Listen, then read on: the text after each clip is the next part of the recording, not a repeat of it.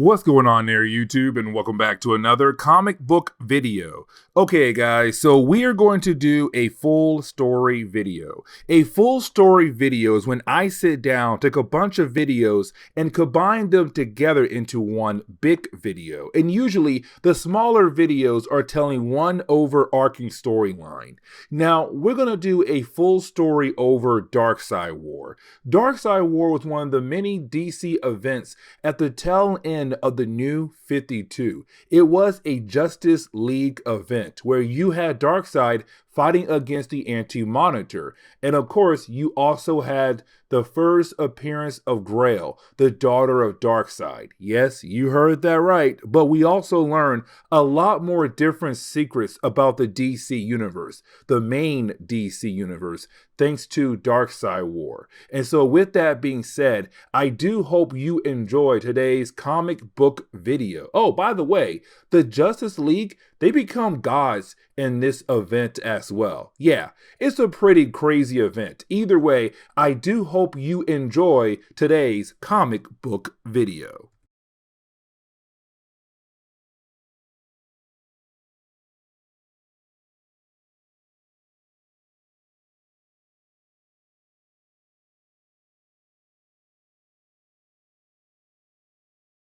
So I kind of want to take my chance into covering Darkseid War. It was one of those storylines in the New 52 where a lot of people truly did love this event a lot. And I mean a lot of people did. Matter of fact, guys, I had a lot of friends who told me it was one of the best things, or probably the best thing, about the New 52.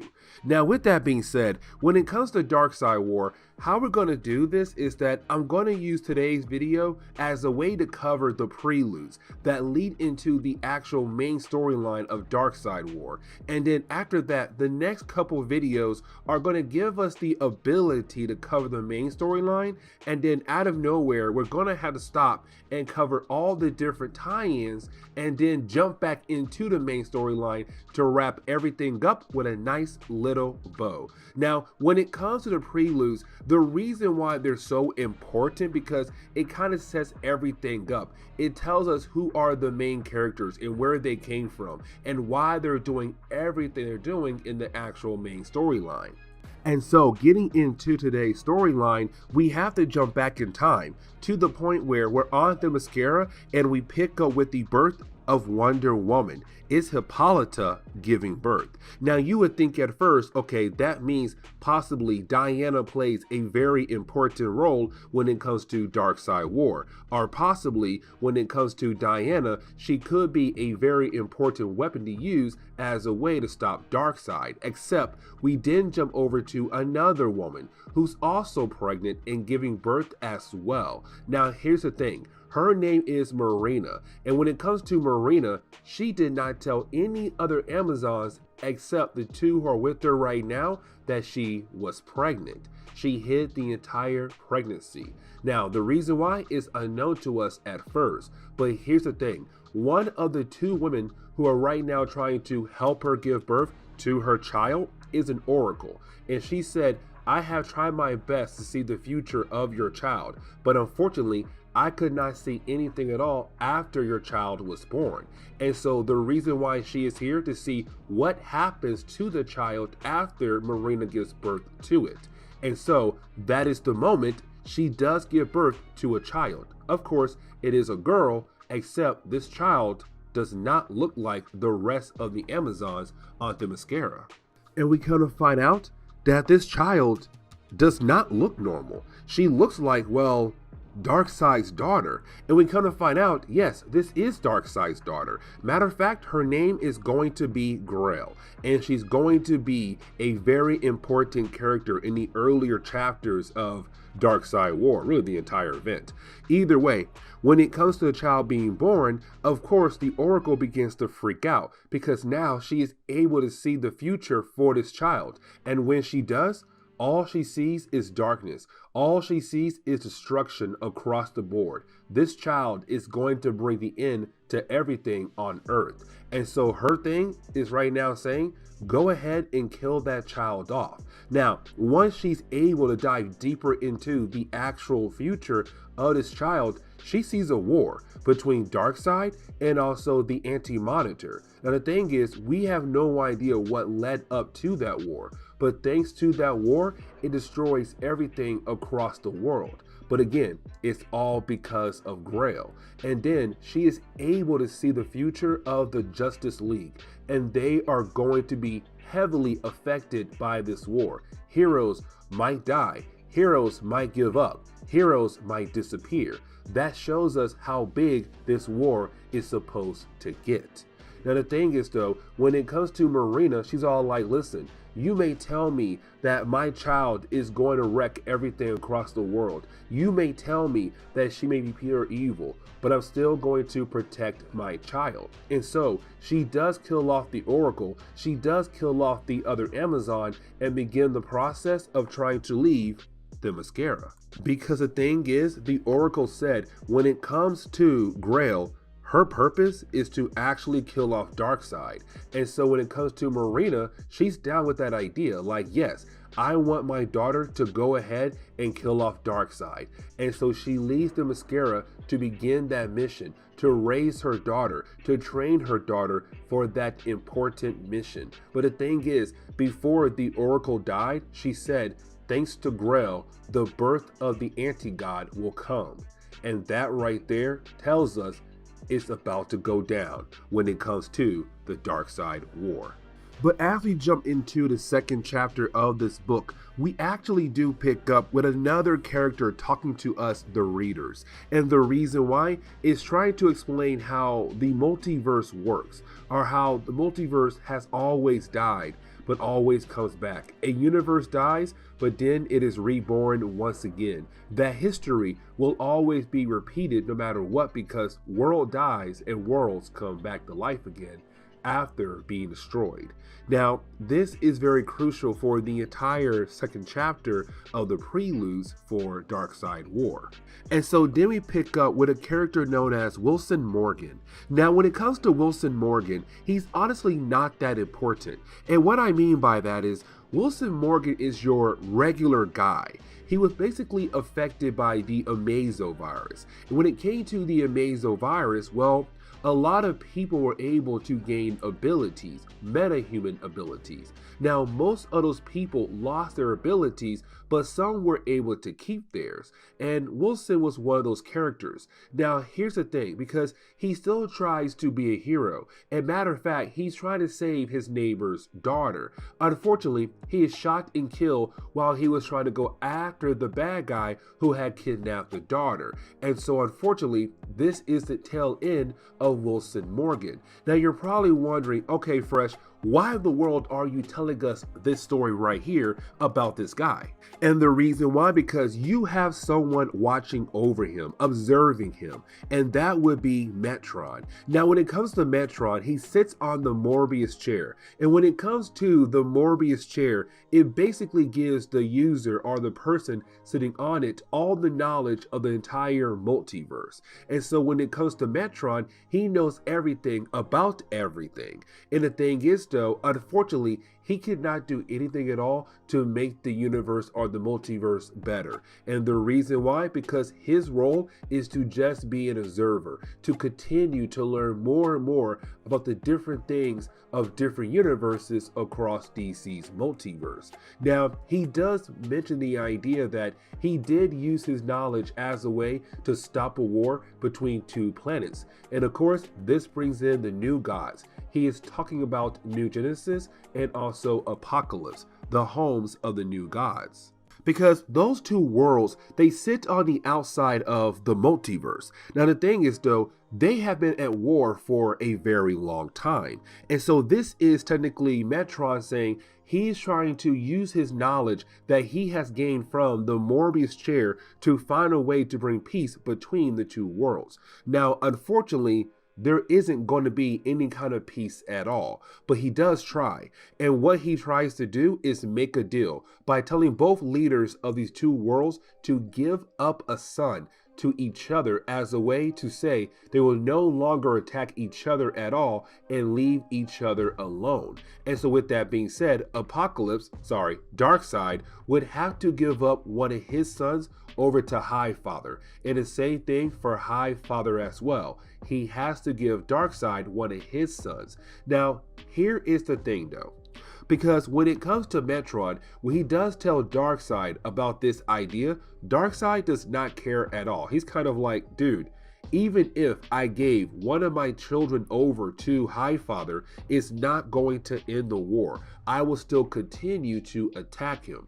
But you have Metron say, but Highfather will no longer attack you, because then he'll play more defense rather than offense. He would hate the idea of trying to get rid of your world with the idea of his son being on your world.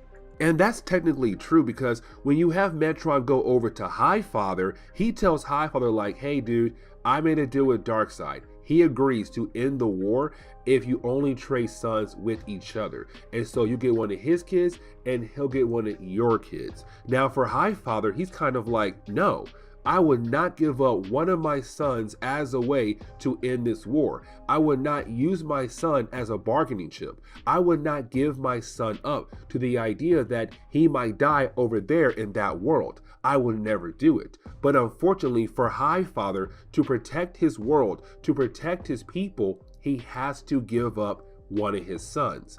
And so the deal goes through, and these two boys are going to be important as well for the whole Darkseid War storyline. Now with that being said, when it comes to Metron, as he sits there in a chair and kind of realizes the deal is done, well, that is when we see the first death of the multiverse for Metron to experience. And so then you have Metron begin to experience all these different kinds of events that had happened in DC's past. What I mean by that is that had changed DC's multiverse over the years of DC Comics. So for example, Crisis on Infinite Earth, that got rid of the multiverse. But again, when it comes to Metron, he was there to watch that happen. When it came to Infinite Crisis, he was there as well. That brought back the multiverse. 0 Hour, he was also there for Flashpoint as well. And when it comes to Flashpoint, he said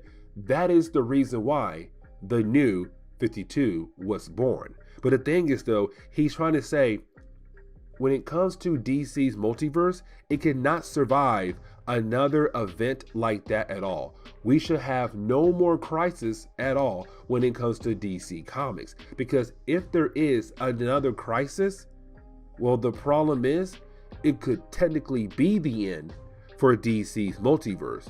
But then he realized this all began because of one person. And so that leads into Metron finding one particular person, and that would be the Anti-Monitor, because he's the reason everything has started when it comes to the idea of the multiverse dying but also being reborn. But like I said earlier, when it comes to Metron, he says the multiverse cannot survive another Crisis at all. And so this is him right now coming to the Anti-Monitor. And the reason why? Because Anti-Monitor, his whole purpose is to destroy.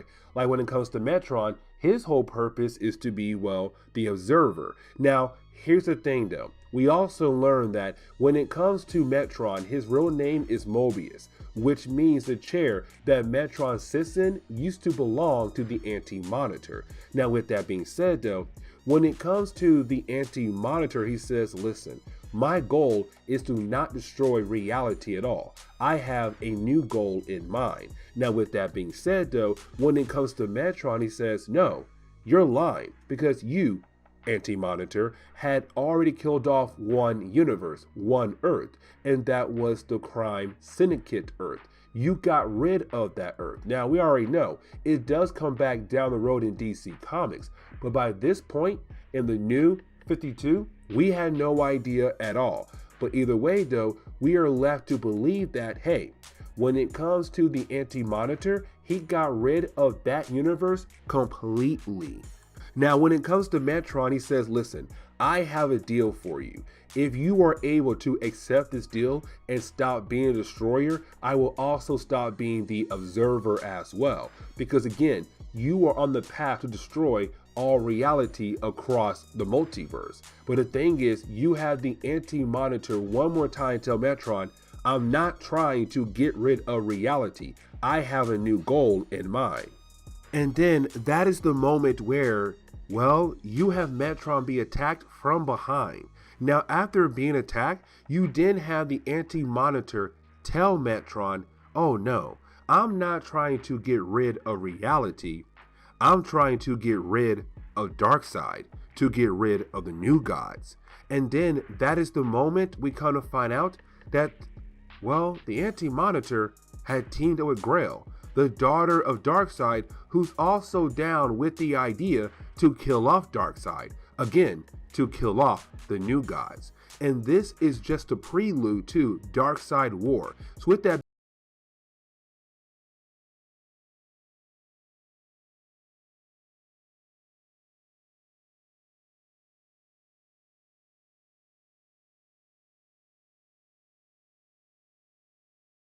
okay, so getting back into our coverage over Darkseid War, we actually do pick up with two assassins who are currently in the apartment of somebody known as Marina Black. Now that name right there, Marina, should sound very familiar to you. And the reason why? Because that is the name of the mother of Grail, the daughter of Darkseid. Now here's the thing, these two assassins of course do work for Darkseid, and he has sent these two assassins to find the mother of Grail, Marina. And so they're going around the world looking for Marina by going to each address that is basically assigned to someone named Marina Black, hoping to find the correct Marina. Now the thing is, in the opening pages of this book, they do find a Marina Black, except it is the wrong one. Either way, before they're able to figure out if she is the one they are looking for, they went ahead and killed her off. After doing that, they realized that she was the wrong one and they leave. But then we pick up with Mr. Miracle. Now, when it comes to Mr. Miracle, remember that he is actually the son of Highfather, the ruler of New Genesis. Now, the thing was, though, the reason why he's on Apocalypse is because of Metron. See, when it came to Apocalypse and New Genesis, they were always at war with one another. And so you have Metron try to find a way to bring peace between the two worlds. And he did find a way where you have both rulers exchange a son to one another. And so Darkseid had to give one of his sons over to Highfather, and the same thing for Highfather. Now, when it comes to Highfather, he gave up Mr. Miracle and he went over to Apocalypse. Except as soon as he arrived, he was thrown into the dungeons. Now, over time, he was able to learn different ways to escape through different kinds of cages that he was put in. But on top of that, he learned how to break through different kinds of locks thanks to being on Apocalypse and being able to kind of sneak around the entire planet to learn more about it. Now, with that being said, he was able to leave Apocalypse, but the only reason why he came back here was to figure out what is Darkseid up to. Now, here's the thing, because as soon as he realized what Darkseid is actually up to, he says, okay, I have to get the Justice League. They were the only ones who were able to defeat Darkseid in the new 52 era of DC Comics. And they are the only ones who can stop him once again before he is able to achieve his goal.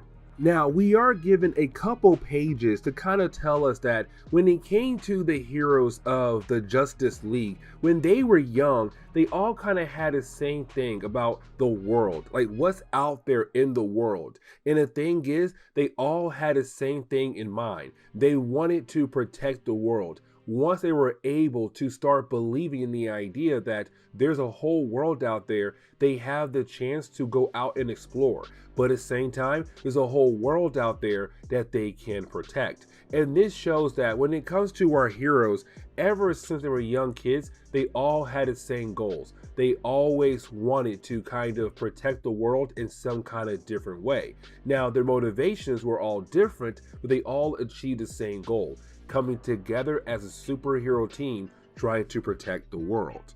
But then we jump over to the heroes in the present day, where we currently see them at the crime scene where Marina Black was murdered at in the earlier parts of the storyline. Now, when it comes to our heroes, they're trying to do some detective work, trying to figure out what happened to her. And honestly, that is a very good question to ask, because right now, all we know is that Darkseid's assassins came here to kill her off because they believe that she was the mother of Grail. But our heroes, they have no idea about that yet. As a matter of fact, they have no idea about Grail or her mother. And so they're trying to figure out why in the world was this random woman killed off for. Now, her dead body does affect each member of the League who's currently there in a different kind of way. So for example, like Shazam, even though this is a guy in a grown man's body, he has the mind of a child. And so seeing a dead body just laying in front of him,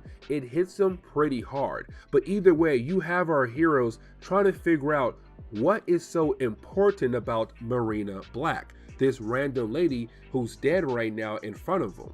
But then we jump over to Superman and Lex Luthor. And the reason why, because around this point in the new 52, Lex Luthor was part of the Justice League. Now here's the thing, because when it comes to Clark Kent, he does not trust Lex at all. As a matter of fact, that is for a very good reason, because in the earlier parts of the new 52, Lex Luthor was the bad guy. But thanks to Forever Evil, Lex and other super villains were the ones who kind of helped save the world from the crime syndicate. And so it gave Lex a chance to join the Justice League. Now here's the thing, because when it comes to Clark Kent, even though Lex is part of the League, it's him saying, I don't trust you, but right now I want to see you work. And what he means by that is Lex has a patient at the base of the League. And the reason why, because this patient did have powers thanks to the Amazo virus. Now, when it came to the Amazo virus, it was able to give different people different kinds of abilities. And a lot of people were able to gain abilities. Now, at the tail end of the virus, most of the people lost their powers, but not all of them. Now, when it comes to Neutron, the patient of Lex Luthor, he did have powers thanks to the Amazo virus, but those powers are going away. But the problem is, though, as soon as his powers went away, cancer began to appear all over his body. And so this man is dying very soon. Now, when it comes to Lex, this man is a lost cause. He has cancer that is rapidly killing him off. And so he does tell the people who are helping him, like, hey, he is going to die. Let's go ahead and move on. But for Clark, is all like, no, if you're part of the League and you are this great man that you make the world believe you are, then you should be able to find a way to beat cancer. And so I'm going to stand here until you're able to show me that you are able to beat cancer. But getting back over to Mr. Miracle, we currently still see him on Apocalypse. Now here's the thing, he was able to sneak his way into the throne room of Darkseid. And once he's able to do that, he is able to access the files that belong to Darkseid. And this tells Mr. Miracle everything Darkseid is planning to do. But on top of that, how to stop these plans from actually happening. But the thing is, while he is trying to download all these different kinds of plans, well, that is when he is confronted by Darkseid himself. Now again, when it comes to Darkseid, he is not the father of Mr. Miracle. Matter of fact, he's more of the adoptive father to Mr. Miracle. But Darkseid still hates this man with a flaming passion. And so when it comes to Darkseid, he's kind of like, wait a second, you broke into my place and you try to steal my files. And so you have Darkseid hit Mr. Miracle with some Omega beams. through his legs. And so that right there is some serious injuries. Now, when it comes to Mr. Miracle, he is able to escape, but barely, because Darkseid was about to kill him off. But thanks to Mr. Miracle's mother box, he was able to teleport somewhere else away from Darkseid, and also with Darkseid's plans, his files. But getting back over to the League, we kind of find out the League realized that when it comes to this Marina Black, she's one of 30 different women across the nation that share the same name. But the thing is, it seems like someone is going across the nation right now, killing off Marina Blacks across the nation to hopefully find the right one. But the question is right now for our heroes, who? Except while our heroes are talking, we kind of find out something is wrong with Flash. And then out of nowhere, hands begin to pop out of Flash's mouth. And then out of nowhere, a huge burst of energy just comes right out of Flash's mouth. And on top of that, someone else comes out of his mouth. And that would be, well, Grail. Grail has arrived on Earth, and she made sure she had one heck of an entrance. But this is her about to beat down on the entire League. Now, when it comes to Mr. Miracle, we kind of find out that he teleported back down to Earth. And the reason why? Because he realized what Darkseid is trying to do. Kill off all these different Marina Blacks to hopefully find the mother to Grail, to hopefully get rid of her, and then try to get to Grail to bring her to his side. Now, with that being said, when you have Mr. Miracle go to a location of where one of the many Marina Blacks is, when he does arrive, he is confronted by two assassins who of course work for Darkseid. And they're kind of like, oh wait, we know you. You're Mr. Miracle, you're Scott. You're the son of Highfather that Apocalypse took in, and here you are right now trying to stop us from killing all these different Marina Blacks. Yeah, that right there is not gonna happen. Now, getting back over to Grail in the Justice League, this is Grail telling the League who she is. And what I mean by that is she begins to beat down on every single member of the League. Batman, yeah, he's gone. Cyborg, also gone. Shazam, also gone. Now it does come down to Diana, Wonder Woman. Now remember, when it comes to Grail, she was born the same time Diana was on Themyscira. They are both Amazons. The only difference is that when it comes to Grail, well, she is the daughter of Darkseid. Either way, this is Grail telling Diana, I know everything about you, but the thing is, you know nothing about me. Well, let me tell you, I am also from Themyscira. I am also an Amazon just like you. But of course, I got some dark side in me. Now the thing is, she begins to beat down on Wonder Woman as well to show how powerful and a great fighter she truly is. But getting back over to Superman and Lex Luthor, they do get the call from Wonder Woman about the idea of her and the rest of the League fighting against Grail. They need some help. Now the thing is, they're on their way to actually help out the rest of the team, except you didn't have Clark get mad at Lex. And the reason why? Because Lex says he has a brand new suit that he had built. The thing is, this suit runs on kryptonite. And so Clark is very ticked off about the idea that Lex has a suit that he just made that runs on kryptonite. It really bothers him a lot. And so this shows that Clark does not trust Lex at all and tells Lex, you are off the team. How dare you make a suit as a way to bring down one of your members? The thing is, you have Lex show what the suit can actually do. It can do some damage to Superman, except out of nowhere, Lex is shot twice by somebody else. That somebody else is his sister Lena.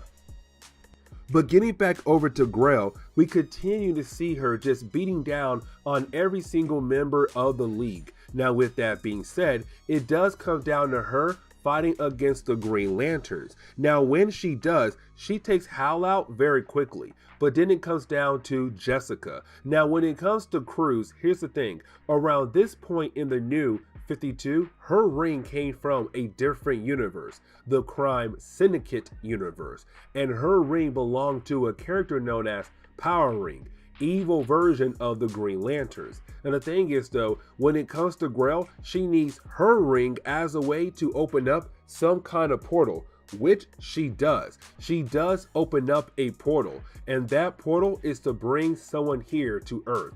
And that person would be the Anti-Monitor. And so now, guys, we are officially in Darkseid War for sure, because now the Anti-Monitor has arrived on Earth. And this dude is just as powerful as Darkseid.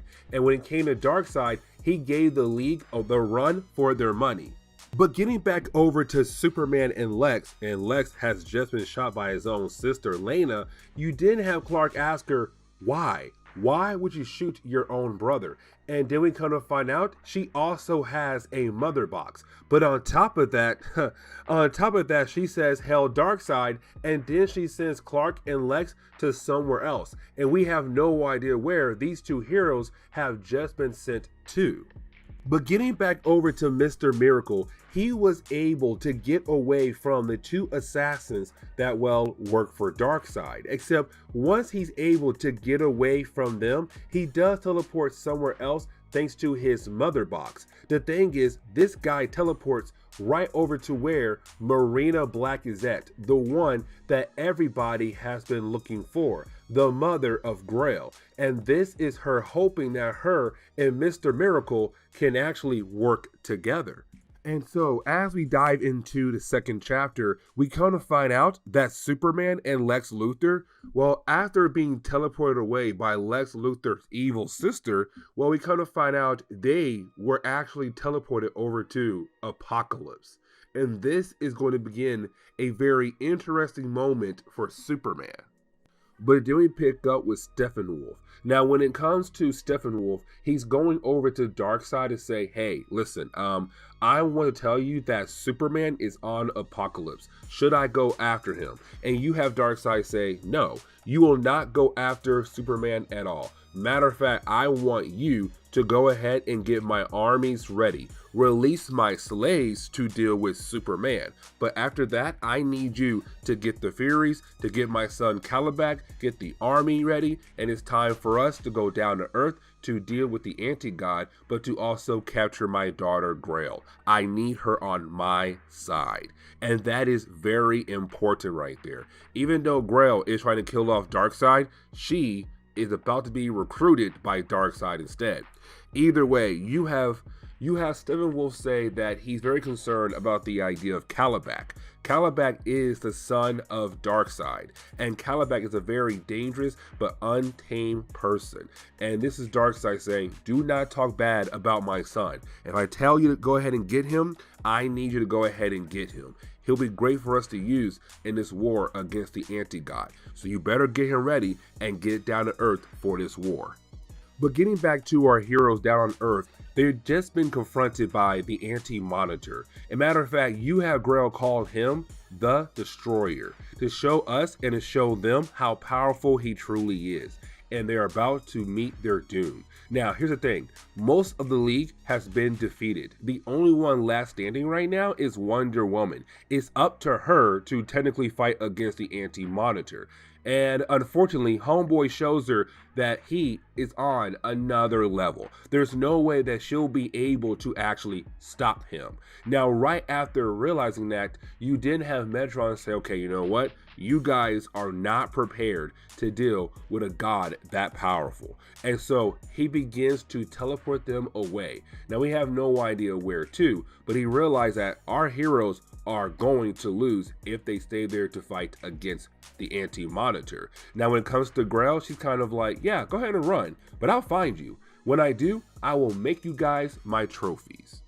Now, getting back over to Marina Black and also Mr. Miracle, this is Marina Black, the mother of Grail, telling Scott, hey, you know what? Listen, I know that you know that we need to get rid of Darkseid, and I know that you and I can work together on that actual plan. Now, here's the thing. Scott is down to get rid of Darkseid. Really, Scott is more down to just stopping Darkseid, but like, if it comes down to it, he might be okay with killing off Darkseid. The problem is, though, is that you have Marina tell Scott that the only way she can do it is to use the Anti-Monitor. But the problem is, though, the Anti-Monitor is going to fight Darkseid on Earth, and that might kill off billions of people worldwide. And that right there is a problem for Scott. He's okay with getting rid of with Darkseid, but they have to find a different way to do that without killing off billions of innocent people because of Darkseid and Anti-Monitor's battle. And so once he kind of shows that he wants to do something different, you then have Marina Black turn around and begin the process of attacking him. She's all like, at first I thought you and I were on the same page, but now I realize that we are not on the same page, and you might try to stop my plan, and I cannot have that happen. So unfortunately, I need to go ahead and kill you off. And she tries, but he is able to get away thanks to his mother box. But getting back to our heroes in Metron, we kind of find out Metron had teleported them over to the Rock of Eternity, the home base of Shazam. Now, as soon as they arrive, this is Metron kind of introducing himself to the League. Now, Green Lantern already knows who he is. They had a few run-ins in the earlier parts of Green Lantern, but either way though, you have Green Lantern say, listen, when it comes to Metron, you cannot trust him at all. He's one of those guys where he's an observer, but he's always out for his own personal gain. He's not really trying to help us out. Now, when it comes to Metron, he says, listen, I need you guys to go ahead and leave Earth. Like, go to your loved ones, grab them, and get the heck out of here. Because if you stay, you will not survive. Darkseid and the Anti-Monitor will kill off your entire planet, and you will die alongside with the people of Earth. So go ahead and leave. Now, when it comes to our heroes, they're like, no, dude, we're not going to do that because you know us. We're heroes. We're going to stay here until we are able to find a way to actually stop the Anti-Monitor and also Darkseid. Now, when it comes to Diana, she wants to know more about the Anti-Monitor, except when it comes to Metron, he is not trying to share that story at all. He even says, I cannot tell you because it is forbidden. Now, she begins to use the lasso of truth, and then she asks him again, tell me about Metron. He tries to resist, and then she says, how can I get answers when it comes to figuring out the origin of the Anti-Monitor? And you have Metron say, if you want answers, you have to remove me from this chair. Because remember, the Morbius chair is the reason why Metron knows so much. It's not Metron, it's the chair. And so he's saying, if you remove me and have someone else sit on the chair, then you know everything you need to know. And so you have Diana go ahead and pull off Metron off the chair. Now, once she does that, somebody has to sit on the chair because right now the chair is going crazy. And that is the moment you have Batman step up and say, fine, I will sit on the chair. And he does. But once he does sit on the chair, it's Batman kind of saying, okay, the chair is now showing me different images of Darkseid, Grail, Metron, all those different things. It's Batman now learning everything about those characters. But at the same time, the chair is also sharing other knowledge about different things of the universe. And when it comes to Batman, he wants to put the chair to a test. Okay, who killed off my parents? Bam. The chair tells him it was Joe Chill. Then he moves on to ask, okay, then who is the Joker? What is the Joker True's origin? What is the Joker True name? And that is the moment you have the chair show him, but not tell us what is the name of the Joker. What is the true origin of the Joker? Now, we already know it was the three Jokers. But the thing is, though, for Batman, he's kind of like, there's no way. You're telling me I've been fighting against three Jokers? Either way, you have other members of the League kind of looking at Batman like, dude, are you okay? Because it seems like the chair is giving you a whole lot of power. And you have Batman say, yeah, I'm great. Matter of fact, I'm a god now. I'm good to go. There's no way I'm going to leave this chair at all. And so we then pick up in the third chapter and we get our first look of Calabac. Now, here's the thing. Calabac is just a wild beast, basically. This man is chained down for a specific reason, because if he is not, this man would go crazy across Apocalypse left and right. And so this is Steppenwolf coming to him and saying, your father needs your help. Your father needs you to go to Earth and get Grail, his daughter, your sister, and bring her back here. But I'm telling you, you better not try to kill her off or kill anybody else that could be important for your father to win. And when it comes to Calabac, he's down to listen to his father, but he's not down to listen to Steppenwolf. He even says, I am thinking about trying to kill you off as well, to show us how crazy and a wild beast he truly is. But then we jump back over to our heroes, and when we do, is our heroes currently trying to tell Batman to get off the chair, to get off the Morbius chair, because they realize the chair is beginning to alter his mind, play with his mind. But for Batman, the chair is so great and amazing, it's feeding him so much information that he hates the idea of letting this information go. And so technically, he does tell our heroes, nah man, I'm doing good. This chair is great. I'm great. I'm the best I've ever been in my life. Like, I'm going to stay here in this chair and continue to use it as a way to, be a great hero, to be a god. Now, Cyborg also tries to chime in as well, because Cyborg knows what it is like to have alien tech hooked to your mind. Remember, when it came to the new 52, the only reason why Victor became Cyborg was because of alien tech, apocalypse tech. And so because of that, it led to him becoming Cyborg. And he says, I know what it's like to have your mind plugged into alien tech. It makes your mind go crazy. Now, I'm lucky I was able to kind of tame my mind after being fed all that information. But you're getting fed a whole much more information at once. That's not good for your mind at all. But again, Batman is ignoring what Cyborg is trying to say. But getting back over to Superman and Lex Luthor, we see our two characters currently trying to make their way through Apocalypse. Now, let's not forget that earlier, the slaves that Darkseid said to release as a way to kill off Superman and Lex are going to be there very soon. But on top of that, though, this is still Clark not trusting Lex at all. But unfortunately, he has no choice here. He has to trust Lex, because right now they have to work together if they want to get off Apocalypse and get back down to Earth. Now, you also have Clark tell Lex, you were shot by your sister. Why is your sister working alongside with Darkseid? And for Lex, he could not believe in the idea that his sister is currently working with Darkseid. For him, it's a wild thing for Clark to say. Now, that is the moment where you do have the slaves arrive, and it does lead into a few panels, actually a couple pages, where our heroes are trying to fight against the army of slaves. Now, once you have Lex being able to get rid of most of the slaves, you have Lex look over to Clark, and the reason why, because Clark is bleeding. Clark is bleeding bad, which tells us because he's not near a yellow sun, he's technically right now losing his powers. He's becoming, well, human. And so then we pick up with the two assassins we saw earlier that work for Darkseid. The two assassins who were going around killing off women that had the name Marina Black to hopefully find Grail's mother, Marina. The thing is though, earlier in our story coverage, they were fighting against Miracle Man. He got away from them, but he left a trail, and they were able to follow that trail. When they did, it led them right to where Miracle Man fought Marina earlier. Now both characters are gone, but now both characters left a trail. And so these two assassins are able to find both Marina and the Miracle Man. But getting back over to Grail, we kind of find out Grail is trying to call her father there to her location.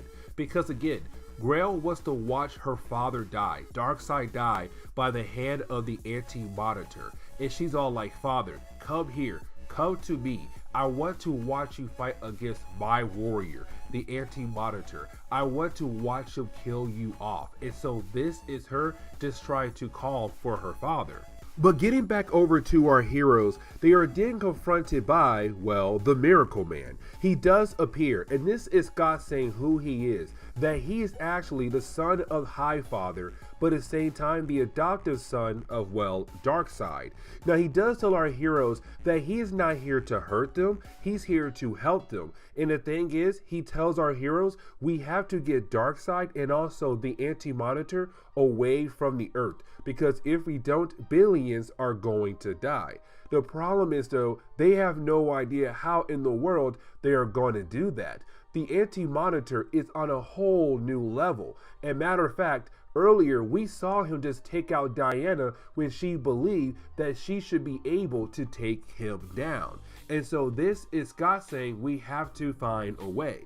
Now, when it comes to Batman, with him being on the actual Morbius chair, he says, listen, the chair is trying to tell me that we'll find the answers about who the Anti-Monitor is and how to stop him by diving into the multiverse. That is the only way we'll be able to learn everything about him, and then we'll be able to remove him. But again, we have to dive into the multiverse. And so you have Batman and Green Lantern getting ready to go to a different universe to hopefully learn about the Anti-Monitor, while you have the rest of our heroes say, okay, it's time for us to find another way to remove him from Earth before billions die or even Darkseid or him die.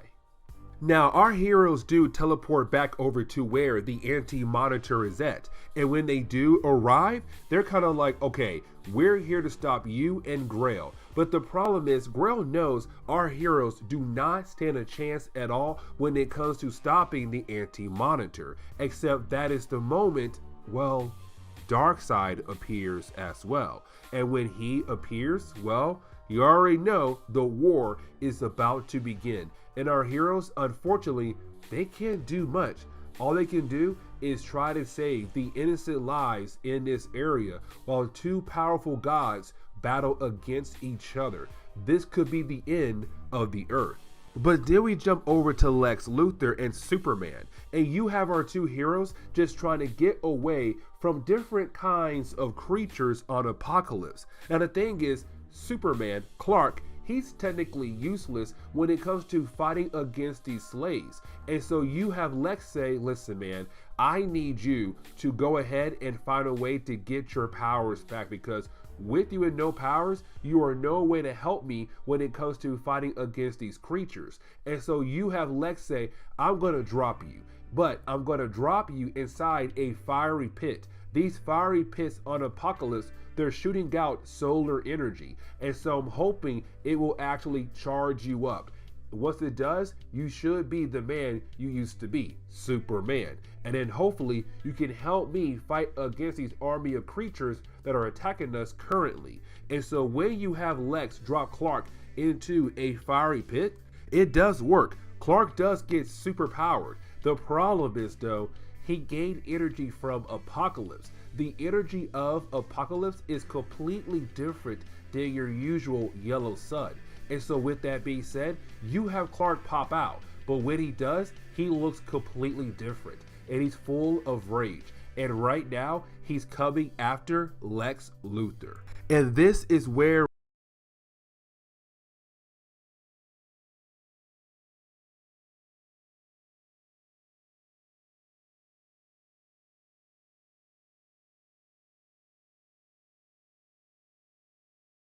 Okay, so continuing our coverage over Darkseid War, we actually pick up with Batman and Green Lantern on another Earth in an alternate universe, or another universe in DC's multiverse. Now remember, the reason why these two heroes have left the main DC universe to come over to this universe is to hopefully figure out the origin of the Anti-Monitor. Now when it comes to Batman, he took Green Lantern over to the Crime Syndicate universe. Now remember, the Crime Syndicate were basically the evil versions of the Justice League. Now with that being said, they left their Earth because some being, we were told that, some powerful being was wreaking havoc on their Earth, and they had no choice but to come over to the main DC universe. And this is where we kind of find out that powerful being that was getting rid of their universe was, of course, the Anti-Monitor. And so this is Batman and also Green Lantern hoping that this universe will give them the answers of who is the Anti-Monitor and how to stop him. But back in the main DC universe, well, the war has begun between the Anti-Monitor and Darkseid. Now remember, we have not been told yet what the Anti-Monitor wants from Darkseid. All we know currently is that, well, the Anti-Monitor wants to kill off Darkseid, and that's really it. But on top of that, Grail, the daughter of Darkseid, and also an Amazon known as Marina Black, is also trying to kill off Darkseid. But again, we have no idea why she wants to kill off Darkseid either. Either way, is Darkseid technically on his own with his army of people from Apocalypse? Now, yes, he does have his son Calibac, but at the same time though, Grail and the Anti-Monitor are really a powerful threat. Now, when it comes to our heroes, the Justice League, currently, they're just on the sideline, trying to figure out how in the world are they going to stop this war before billions of humans are dead across the earth. Now, we have to jump back over to Lex Luthor and also Superman. And remember, these two characters were sent over to Apocalypse thanks to Lex Luthor's eviler sister. Is that even a word, eviler? Either way, his more evil sister sent him and Superman over to Apocalypse. Now, when they arrived, Clark Kent, of course, lost his abilities because there's no yellow sun near Apocalypse. But Lex thought, hey, you know what? Let me go ahead and drop Superman into a fiery pit, and that should be able to charge him up, so he'll have his powers back. Yeah, that was a dumb idea, because then you have homeboy Clark Kent come out all mad and evil, because in those fiery pits is energy of Apocalypse. That energy just made a corrupt Superman, who's now currently thinking about killing off, well, Lex Luthor.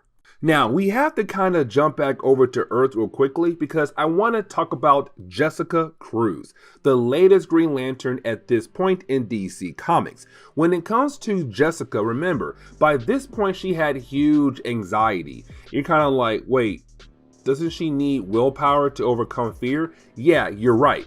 And so when it comes to her Green Lantern ring, it does not come from this Earth except another Earth. And of course that Earth would be the Crime Syndicate Earth. She got her ring from Power Ring. Now inside her ring holds the spirit of Valthoon.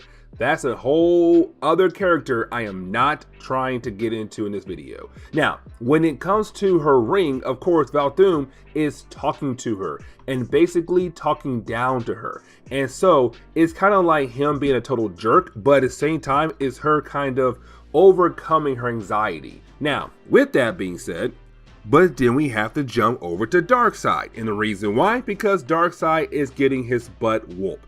And this man's all like, I'm not gonna die here, y'all gonna die here. And so that is the moment he brings up the Black Racer. And the Black Racer is just another version of Death, one of the many different avatars of Death. Either way, when it comes to the Black Racer, he usually goes after gods, the new gods. And this is him trying to use the Black Racer as a way to kill off the Anti-Monitor. Now we jump over to Batman and Green Lantern for a very good reason, because this is going to begin the process of us learning the origin of the Anti-Monitor. Now with that being said, when it comes to Batman and Green Lantern, they arrived in another universe, this one being the Antimatter universe. And the reason why, because the Anti-Monitor stayed here for a good while. Now while he was here, he also created the Morbius chair. Now the chair is very important because Batman is currently sitting in that chair. And the thing is, whoever sits in that chair gains all the knowledge the chair already has stored. Now with that being said, when it comes to Batman, he's hoping to learn more about the Anti-Monitor. And so he learned the chair he's currently using was created by, well, Anti-Monitor. Matter of fact, it's named after him because the Anti-Monitor's real name is Morbius. Now all that being said, when it came to Morbius, he still stayed in the Antimatter universe. He wanted to learn how this universe was actually created, how there is no free will. And so at the core of this universe, he found the anti-life equation. And matter of fact, it's merged with his body. Now, when it comes to the anti-life equation, it is something Darkseid always wanted. The reason why? Because if you are able to use the anti-life equation, you can break anybody's free will. But also, it's a very huge power to have in your grasp. But apparently, when it comes to the Anti-Monitor, because he was in the Antimatter universe for so long, he discovered the anti-life equation, but unfortunately it fused with his body. And so he's hoping to, it seems to be, to find a way to remove it from his body. Now, We jump back over to Earth for a very good reason why, the Anti-Monitor. This is the moment where he kills off Darkseid, very huge right off the back. The back? The bat. Either way though, when it comes to the Anti-Monitor, he grabs Flash. The reason why? He feels like the Black Racer, the avatar for death of the new gods, needs a host. And so he grabs the Black Racer and combines the Black Racer with the Flash, which now means Flash is technically the god of death for the new gods. Either way, you then have Anti-Monitor tell Darkseid that he has something that Darkseid always wanted. The anti-life equation is part of his body. And matter of fact, he is able to use the anti-life equation as a way to defeat Darkseid. But also because the Black Racer is there, and usually when he's there, that means somebody's gonna die. And this time, it was Darkseid. And so at the end of the first chapter of this video, we see Darkseid just laying there dead. Literally. And so as we jump into the next chapter, we pick up with our heroes realizing that Darkseid is dead. Darkseid is gone. He's no longer around. As a matter of fact, with his death is felt across the entire DC multiverse, even outside the multiverse. Because remember, when it comes to Apocalypse and New Genesis, those two worlds right there, they're the outside of the DC's multiverse. And with that being said, when Darkseid died, with Superman who's on Apocalypse, he also knows that Darkseid is dead. But on top of that as well, you have our heroes wondering, why did the Anti-Monitor just leave right after killing Darkseid? You would think that if you kill some powerful being off, you would gloat about it, be very happy about it, and say some few words to the dead body of the person you just killed. But instead, they left. Now, when it comes to Flash, he's freaking out because now he's the Black Racer technically. He's the god of death for the new gods. He's wondering, did I kill off Darkseid? And technically, yes, but in reality, he's being controlled by, well, the Black Racer. And so you have Flash say, you know what? I want to control death. And this leads into Flash becoming the god of death. Now, we do jump over to Batman, and when we do, this is the section where we could technically say Batman is now the god of knowledge, which actually, we could have said that in the earlier parts of the series. Either way, you have Batman saying that he is going to keep the Morbius chair, because remember, the Morbius chair knows almost everything about DC's multiverse. With that being said, it's feeding all that information over to Batman. And so Batman feels like he's now the hero who is actually capable of protecting Gotham completely. And so his goal is to just use the chair as a way to protect Gotham. Now, he does tell Green Lantern to go back to Oa, and the reason why? The Parademons. The Parademons were controlled by Darkseid. Well, Darkseid is dead now, and those Parademons are going to the brightest light in the universe, the most powerful area in the universe, and that would be Oa, the home of the Green Lanterns. And so you have Batman tell Hal, you better go, man, because right now, your base for the Green Lanterns is about to be attacked by the Parademons. Now, we do jump back over to Superman and Lex Luthor. And when we do, we see our two heroes, two characters currently still on Apocalypse. Now, with that being said, this is the section where you could say that Superman is the god of strength. And the reason why? Because currently he is corrupted by Apocalypse energy, and currently he's trying to kill off Lex Luthor. Now, the reason why he wants to kill off Lex Luthor is really more of Clark expressing how much he hates Lex Luthor. And what I mean by that is, by this point in the New 52, Lex Luthor was part of the Justice League. But on top of that, Lex was trying his best to prove that he was better than Clark. But on top of that, it was kind of Lex taking over the league, trying to remove Clark. As a matter of fact, we saw that in the Truth era. As soon as Clark got depowered, Lex felt like Superman could no longer be part of the Justice League. Either way, you have Clark just beat down on Lex. Now, Clark does not kill off Lex, but he does tell Lex if he ever sees Lex again, oh yeah, he'll most likely kill him off. But getting back over to Lex Luthor, we kind of find out that he is still alive and okay, barely, but he is found by someone known as Ardora. Now, Ardora is the leader of the Forgotten People, and here's the thing, because apparently these people on Apocalypse have been waiting for their savior, and the reason why, because the blind prophet has written that a human would walk through the ashes of Apocalypse and everything would change. Now here is the big thing though, because what this blind prophet said, the great hero comes from a place called Metropolis. He has saved his world many times. This man will bring the same hope he spread on his world to ours. He is our orphan, a humble son of farmers, seeker of truth, embodiment of justice. And so when they find Lex, they're wondering if Lex is this person. In reality, they're talking about Superman, but Clark is currently evil right now and running around Apocalypse. And so currently the only human from Earth, from Metropolis at least, is Lex Luthor. And so you have Lex lie to these folks and say, yes, I am the man that you have been looking for. And they're all like, okay, if you say so, we are going to put you to the test. Now, getting back over very quickly to Flash, you have Flash kind of show us that the Black Racer, the actual being, is trying to take control over Flash's body. With that being said, it's right now the Black Racer telling Flash they got work to do. They are the god of death. And the thing is Flash tried to get back control of his body. And so he just leaves as a way to hopefully fight against the Black Racer in control of his body. Now, before our heroes are able to go after Flash, well, they realize something weird is happening to Shazam.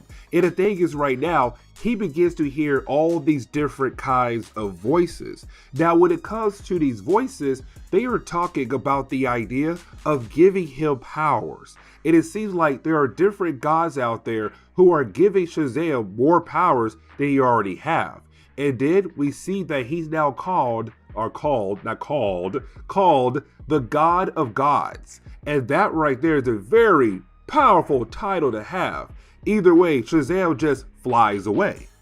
And so you have Diana say, okay, you know what? Half the heroes have to go and chase after Flash, while the rest of us go chase after Shazam. The problem is though, they are confronted by Kalibak and other members of Darkseid Army, because not everybody left once the war was over. Some still stayed behind. And so currently you have Kalibak say that, you know what? Because my father is gone, I still want to go ahead and attack people, and you're right now in front of me. So I feel like this is the perfect time to go ahead and release my anger on somebody, which is you, Diana, and the rest of the members of the League. Now, getting back over to Grail and also Marina Black, Grail's mother, you have Marina wondering what happened to the Anti-Monitor, because right after he had killed off Darkseid, well, he began to be swallowed up in some kind of yellow bubble. And apparently to Grail, he is changing. He's now becoming Morbius. Now that was the name of the Anti-Monitor before he became the Anti-Monitor. But apparently right now, what she's telling us is that he is going to change back into his regular form, or possibly a different kind of form.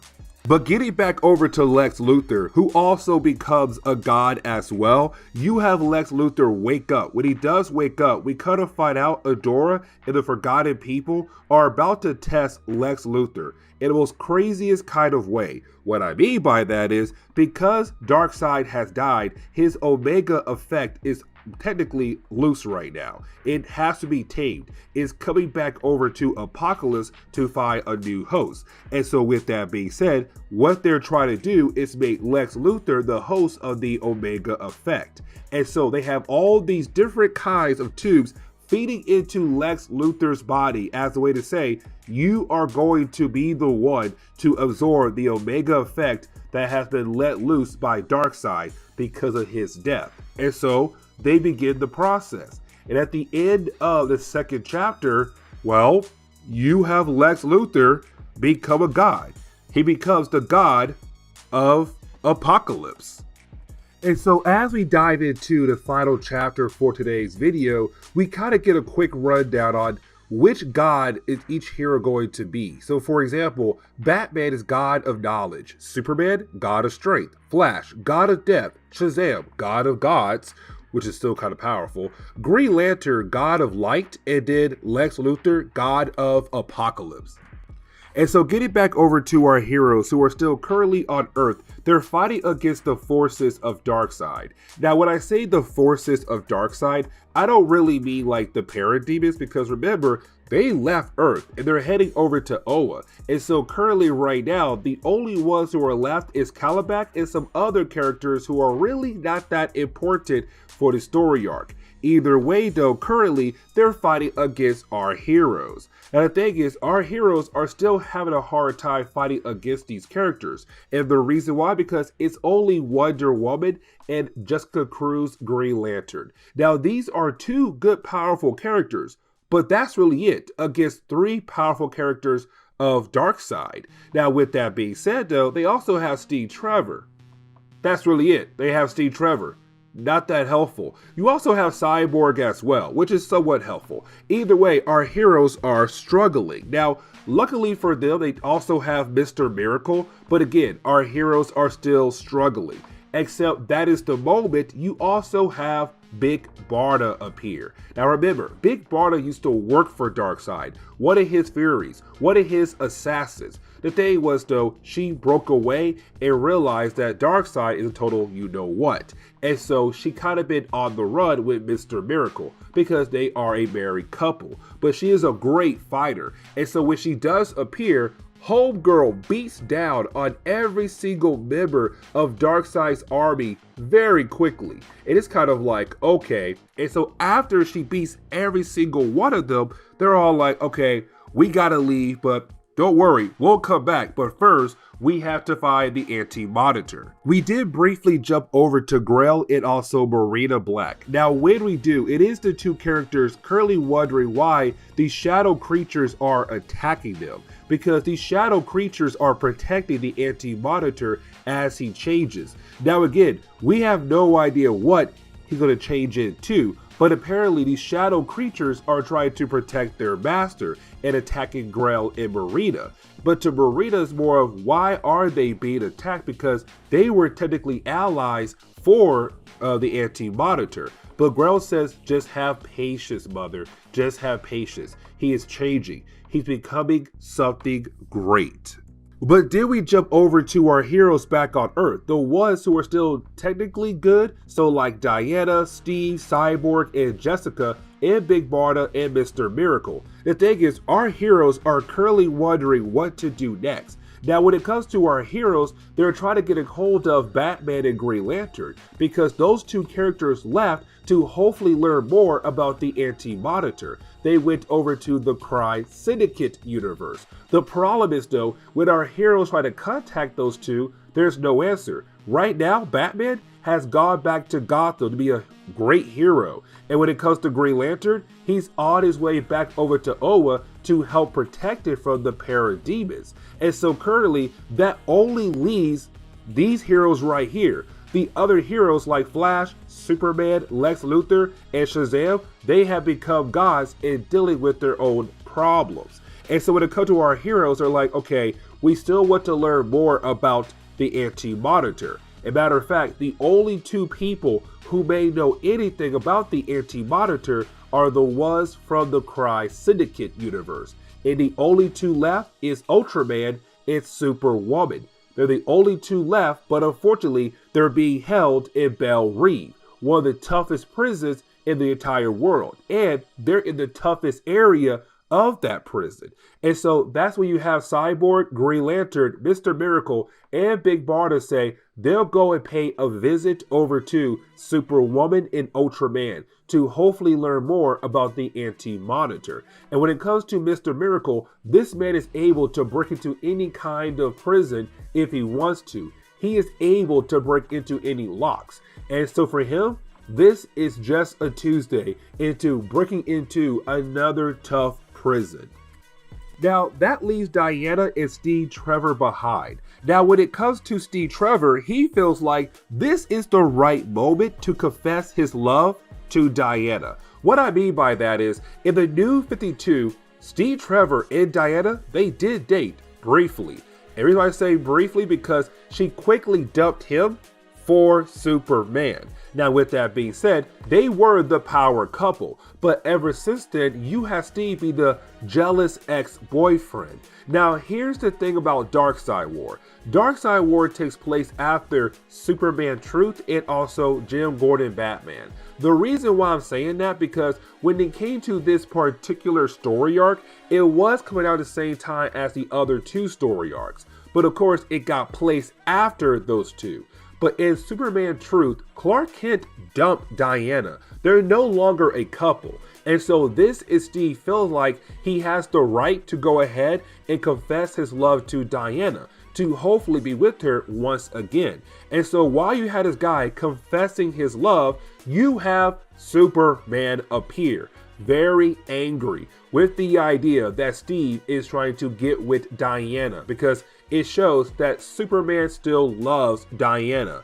But also because he's corrupted, this man is down with the idea of killing off Steve to just keep the love of Diana to himself.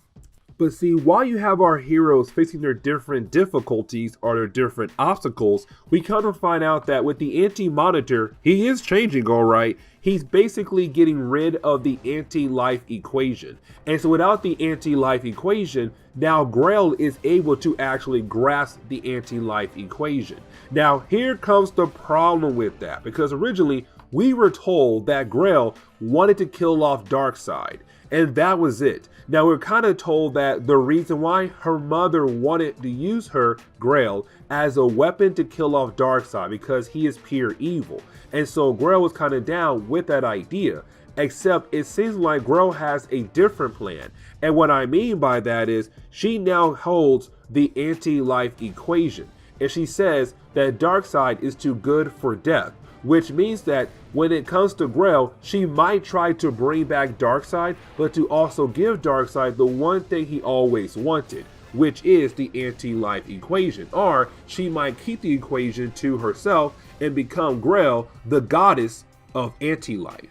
But this is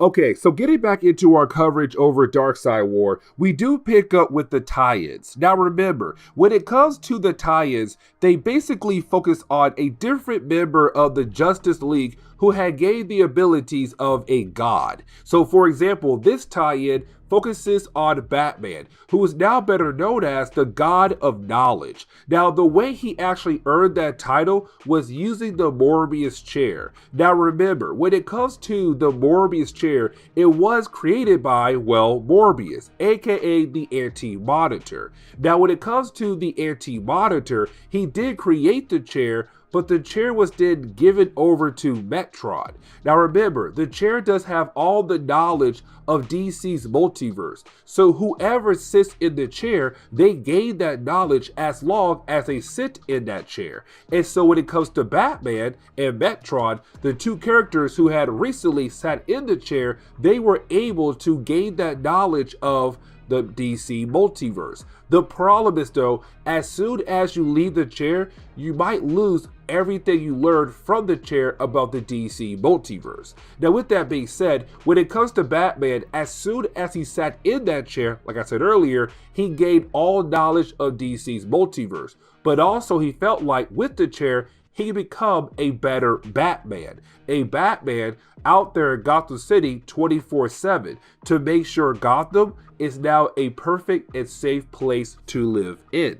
And so getting into this tie-in, we actually do pick up with Batman arriving back into Gotham City. Now, here's the thing. We could technically say that it has been a couple hours, or at least a couple hours, most likely a couple days, since Batman became the God of Knowledge. Either way, when he does arrive into Gotham City, he goes and finds Jim Gordon. Now, Here's the thing, because it leads into an actual argument between these two characters. The reason why? Because Jim says Batman is over flooding the actual justice system of Gotham City. What Batman is doing right now is going around and collecting different criminals who has not committed crimes just yet.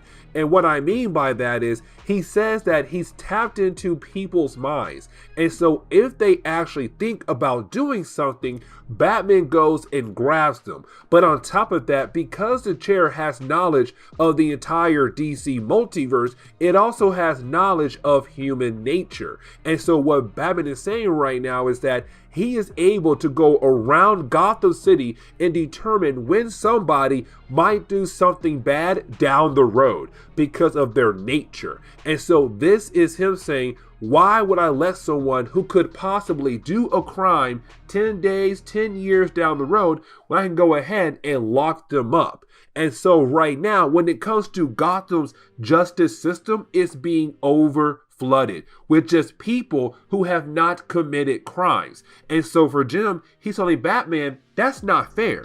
What you're doing right now is judging someone before they actually done something at all. And the thing is, even though that chair is telling you right now that human nature for a specific kind of person might lead them in that pathway, you don't know, they could technically change. But for Batman, it's more of, why would I risk that when I can go ahead and just grab them and lock them up? And then Gotham can stay safe and sound. But what Jim is also saying is that no matter what you do, when it comes to human nature, no matter what, there's still going to be crime. There's still going to be war, no matter what you do. Now, this is Batman still thinking that with the chair, that he can end all of that across the board. Just right now, starting with Gotham, and then hopefully grow out into other areas of the world. But then you have Jim ask Batman, hey, the chair you have right now, did it come from an area where there's no more war, where there's no more crimes, that everybody is peace and happy and everything?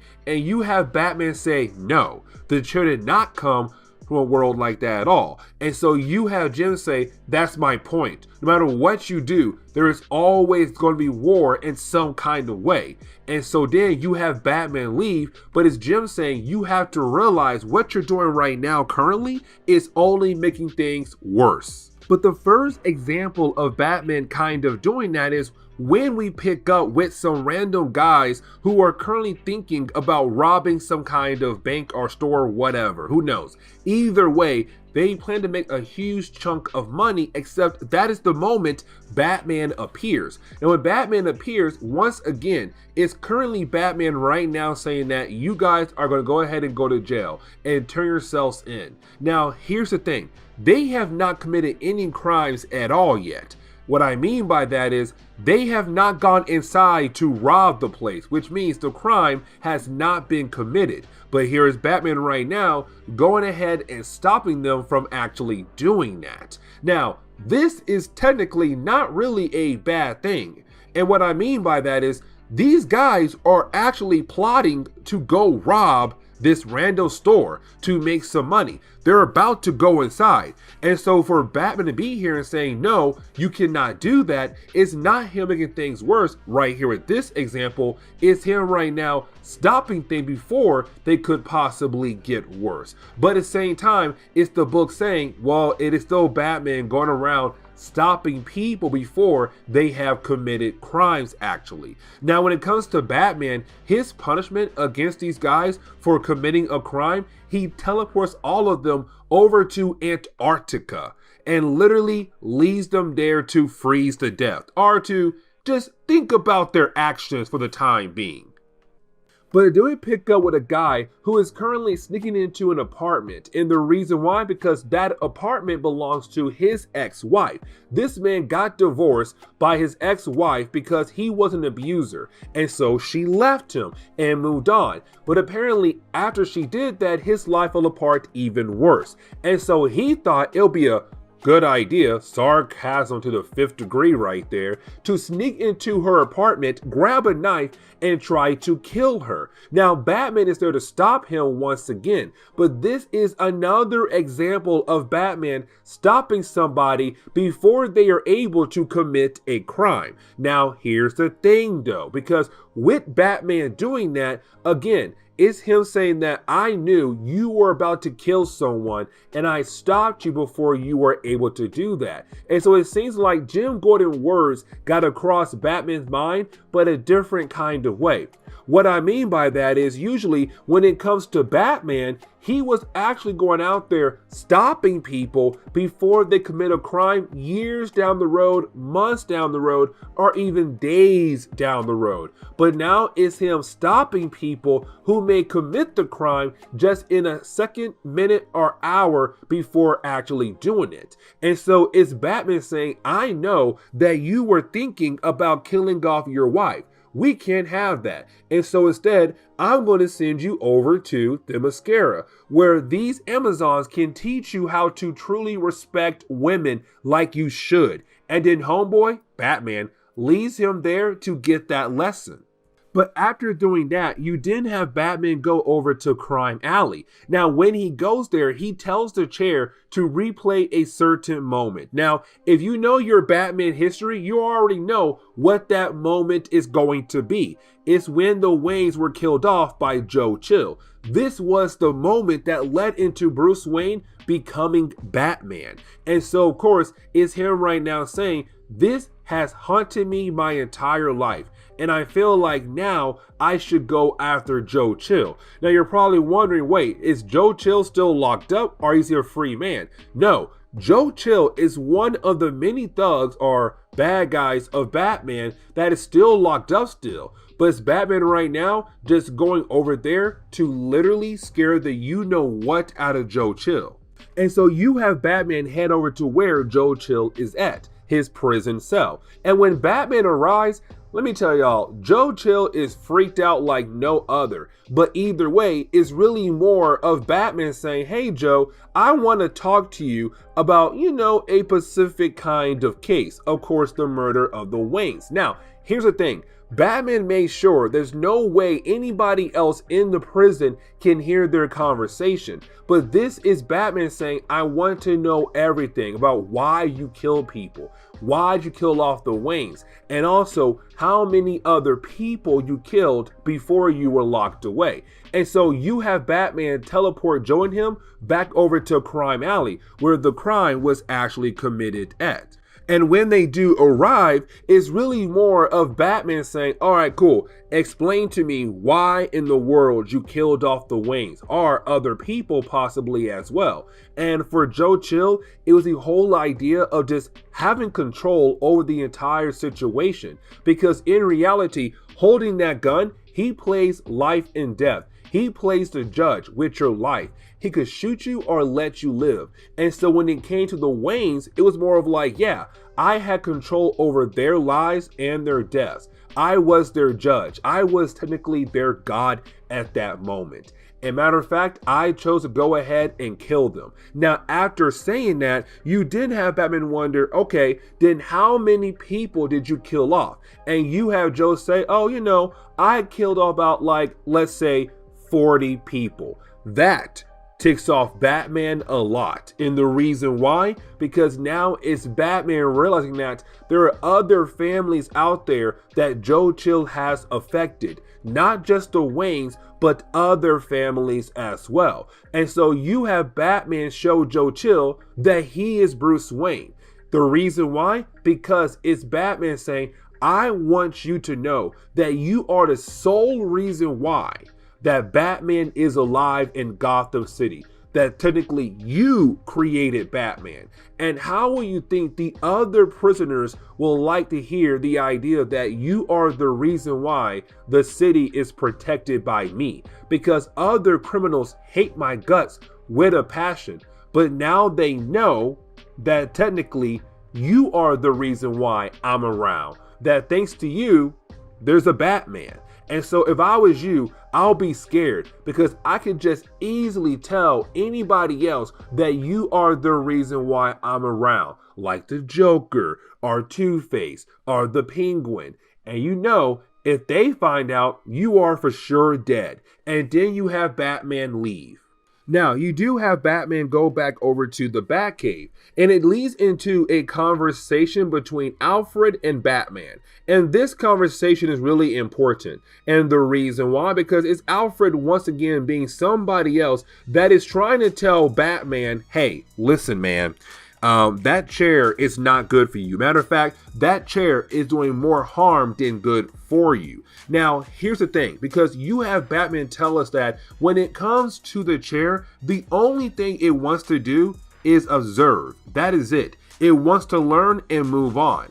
And so when it came to Metron, the person who sat in the chair before Batman, that all he did. He sat in that chair to observe different things happening across the multiverse. Besides that, he never truly got involved except like once or twice. When it comes to Batman, he's constantly getting involved. And that's the problem. The chair does not like that. And the chair is trying to fight back against Batman into what to do with them being together. And so when Alfred walks over to Batman, the dude is bleeding out of his ears and nose. And it's Alfred saying the chair is doing more harm than good for you, Master Bruce. But Bruce Wayne does not want to listen. Instead, he wants to use the chair to continue to be the best hero for Gotham, or possibly the entire world. But now his next goal is to figure out the Joker, to truly understand who the Joker is. What I mean by that is, because remember,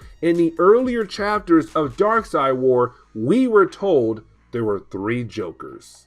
And so it's Batman saying, I have to know and understand who is the Joker and why he is the way he is. And this is where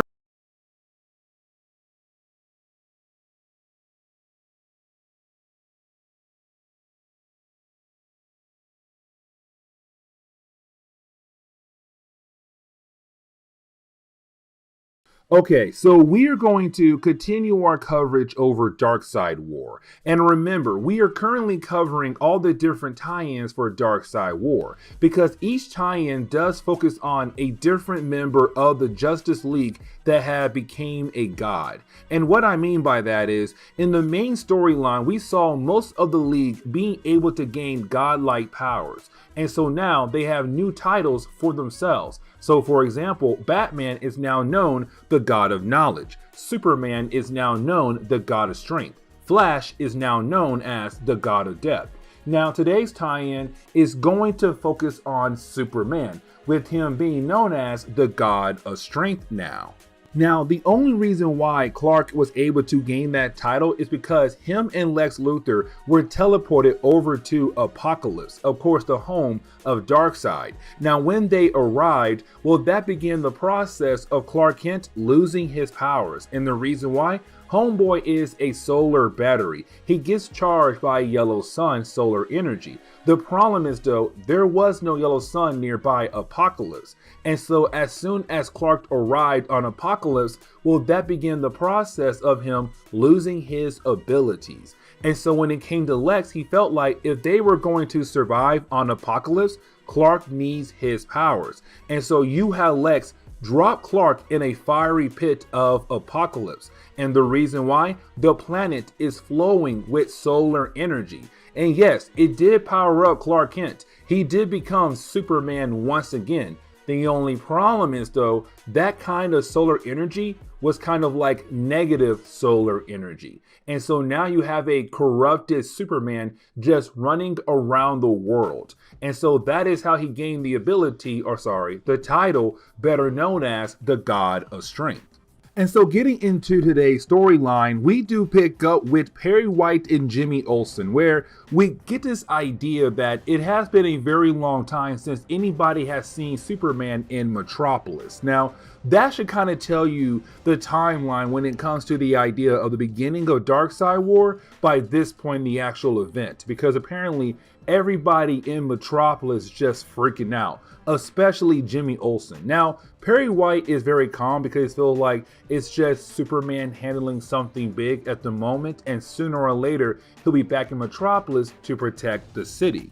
And matter of fact, Perry White is right, because you do have Clark Kent come back to Metropolis, except when he does come back, he comes back in one heck of a way. What I mean by that is he does crash in the middle of Metropolis after defeating some kind of alien that was currently using some kind of power suit as a way to fight against Superman. But once you have the two characters crash back into Metropolis and we kind of find out that Clark was able to defeat the alien, well, that is the moment we kind of find out how corrupted he truly is. And what I mean by that is because thanks to the solar energy of Apocalypse corrupting Superman, his attitude towards the people of Metropolis is completely different now. Because usually he's known as one of the nicest heroes in the world.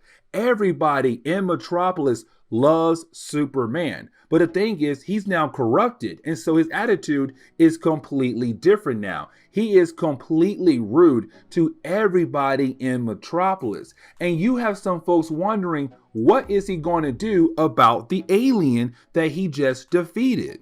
Because it's Clark right now just walking away after winning the battle. And you have some folks say, no, dude, take this alien to a prison. But he's kind of like, no, I'm done. I beat him, and now he's going to leave before I actually beat him down even more. He knows that he lost the battle, and so he is going to leave.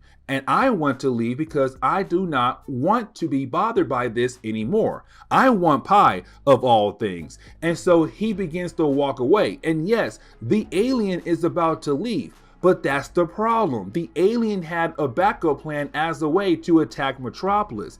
But if Clark was actually doing his job as a hero to make sure the alien cannot do anything else, then we would not have a problem down the road to actually deal with.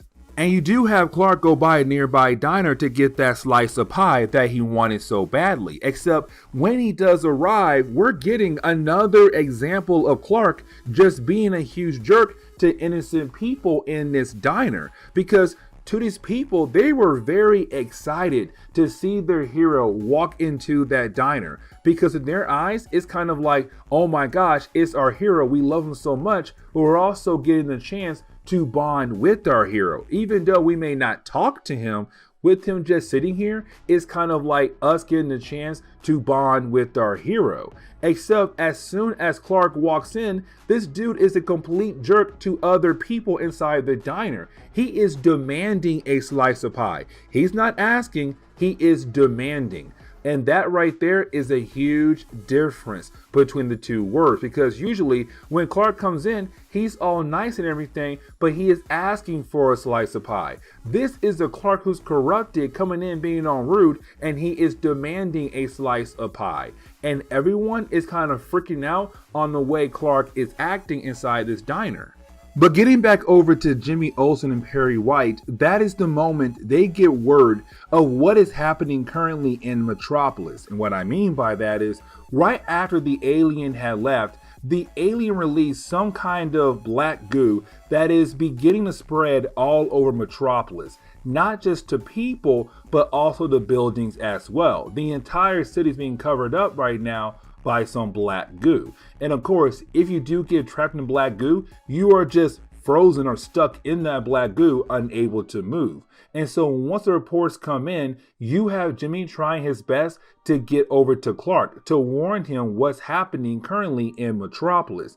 And he got word that Clark is right now trying to get a slice of pie. And he knows that when it comes to Superman, there's only one place he would get that slice of pie from. And so you have Jimmy just rush over there to warn Clark about what's happening in Metropolis. And once you have Jimmy being able to find Clark, it's really more of Jimmy trying to tell Clark what's currently happening in Metropolis, how the entire city is currently being attacked by some black goo that was released by the alien that Clark defeated earlier. And while you have Jimmy trying to tell Clark all of this, it's really more of Clark just saying, I don't care, because this is a corrupted Superman. It's him now telling Jimmy that he's tired playing hero. And the reason why? Because being hero gets annoying. Because this city, Metropolis, really the entire world, always needs saving in some kind of way. That almost every single day, Clark, as Superman, has to step in to save the day, to kind of protect the people of Metropolis, but also the people of the world. And so with that being said, is Clark kind of saying, dude, I am tired of doing this. As a matter of fact, I'm an alien. I'm not really part of y'all's race. And so with me realizing that, why should I care? The only thing I love about this earth is the pie. But the problem is though, Jimmy, right now you are bothering me and stopping me from enjoying that slice of pie. And with all that being said, you still have Jimmy saying that he believes in Clark and tries to convince Clark to actually help out. But again, Clark is not listening, and he lets Jimmy get taken over by the black goo. And by the time we get at the end of this section, we kind of find out the black goo has covered up Metropolis completely. And this is where you really have the book kind of wrap up very quickly. And what I mean by that is because right after you have the entire city be taken over by this black goo, you didn't have Clark realize that nothing is moving in Metropolis at all, except one single bird.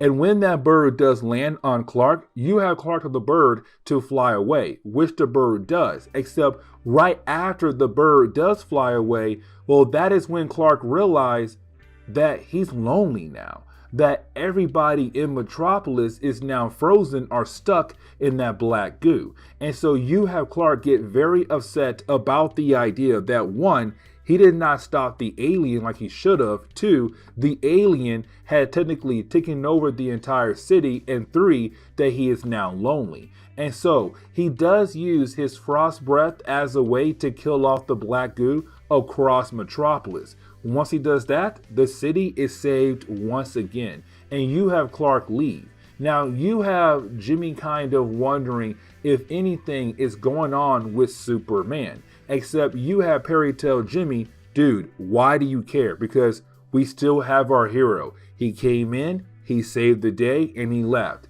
And that shows us that we are still protected, no matter what kind of costume that he is currently wearing. But it's Jimmy saying, no, Superman was not normal. And this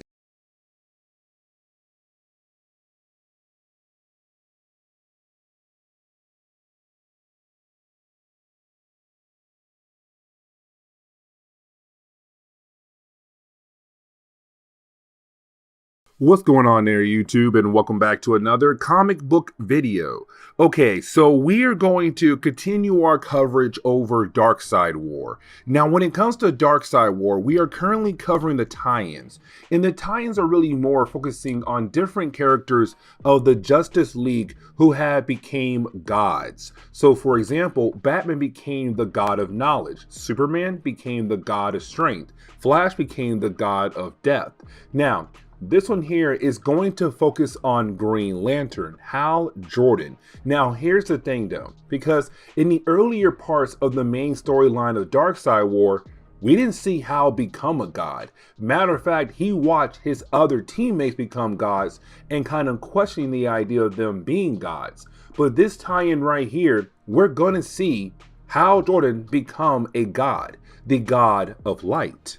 Now, when it comes to this tie-in, it does pick up where we left off at when it came to Hal Jordan in the Darkseid War storyline. And what I mean by that is, in the earlier parts of Darkseid War, we saw Bruce and Hal being able to come back over to the main DC universe. Now, when they did, they kind of find out Darkseid was dead.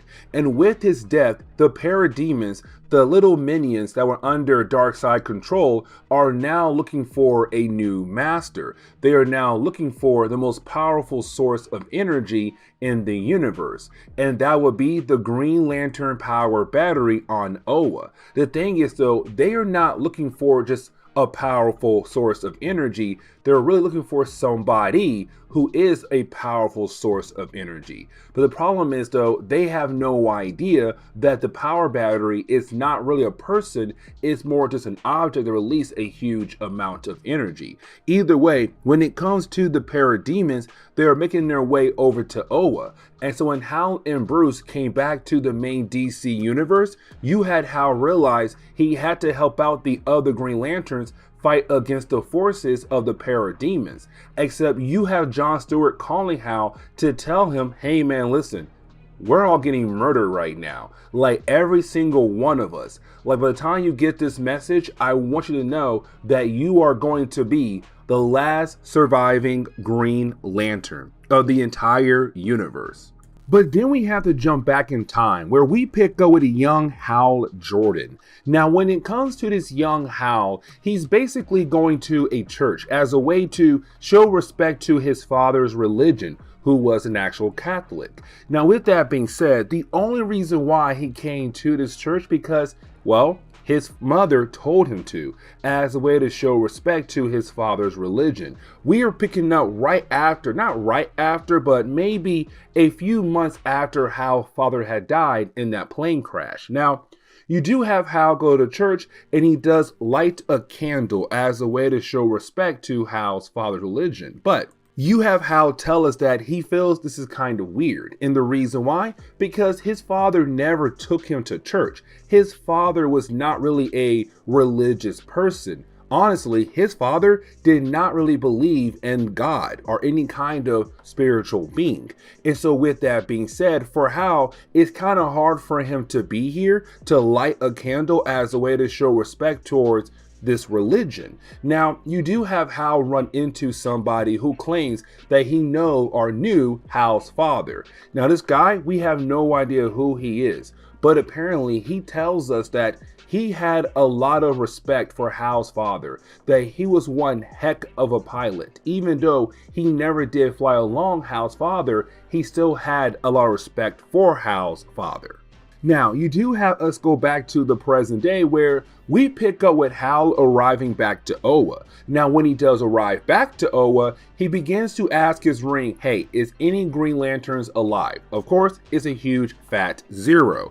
The only beings who are currently being detected right now on Oa, of course, is the parademons. Now, here's the thing, because this is how kind of diving deep into the idea of understanding the parademons, but also the mother box. Now, the mother box is some advanced technology from the new gods. Now, with that being said, when it comes to the mother box, it's able to teleport you across the universe or to Apocalypse or even New Genesis. But on top of that, it's technically used as a way to control the parademons. Now, Darkseid used it as a way to control the actual parademons. But the thing is, Darkseid is dead. And so with his death, the parademons are just going on a rampage. They are looking for somebody to actually control them. But the thing is, so is the mother box. Because like I said, the box is used as a way to control the parademons. And so it's also trying to find something or somebody to control it, to control, of course, the parademons. But the problem is, though, the powerful source they detected was the power battery. But the power battery is just an object of willpower. And so with that being said, there's nothing there inside of it to say there's a powerful god that can control us. It's technically looking for a new god to control it. Now, with all that being said, apparently when it came to the mother box, the parademons grabbed it and put it inside the power battery.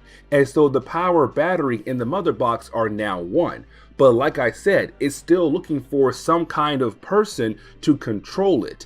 And so what they did was they try to take different Green Lanterns and hopefully turn that Green Lantern into a god, so then it will be controlled by the new god. But unfortunately, none of the other Green Lanterns were worthy enough for the power of the mother box.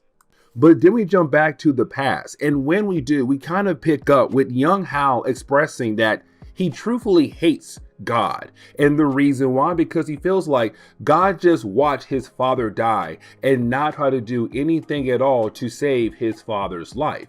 Now, here's the thing, because you do have our mysterious person tell Hal that's not fair. because that's God's job. God's job is to just watch us, and that is it. Unfortunately, he cannot intervene at all like you wanted him to do for your father. And so he had no choice but to sit there and watch your father die. Now, this is going to lead into some kind of lesson for young Hal to basically learn.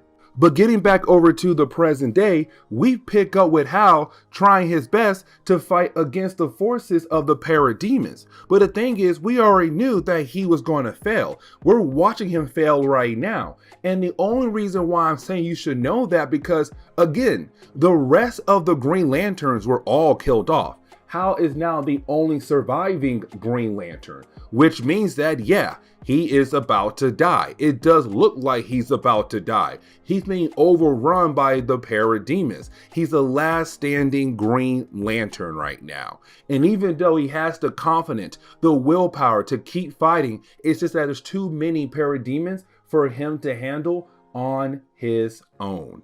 And so we jump back to the past once again. And when we do, we pick up with young Hal getting this lesson from this older gentleman who is trying to explain everything to young Hal about the idea of gods. And what I mean by that is he's saying, listen, when it comes to gods, we worship them.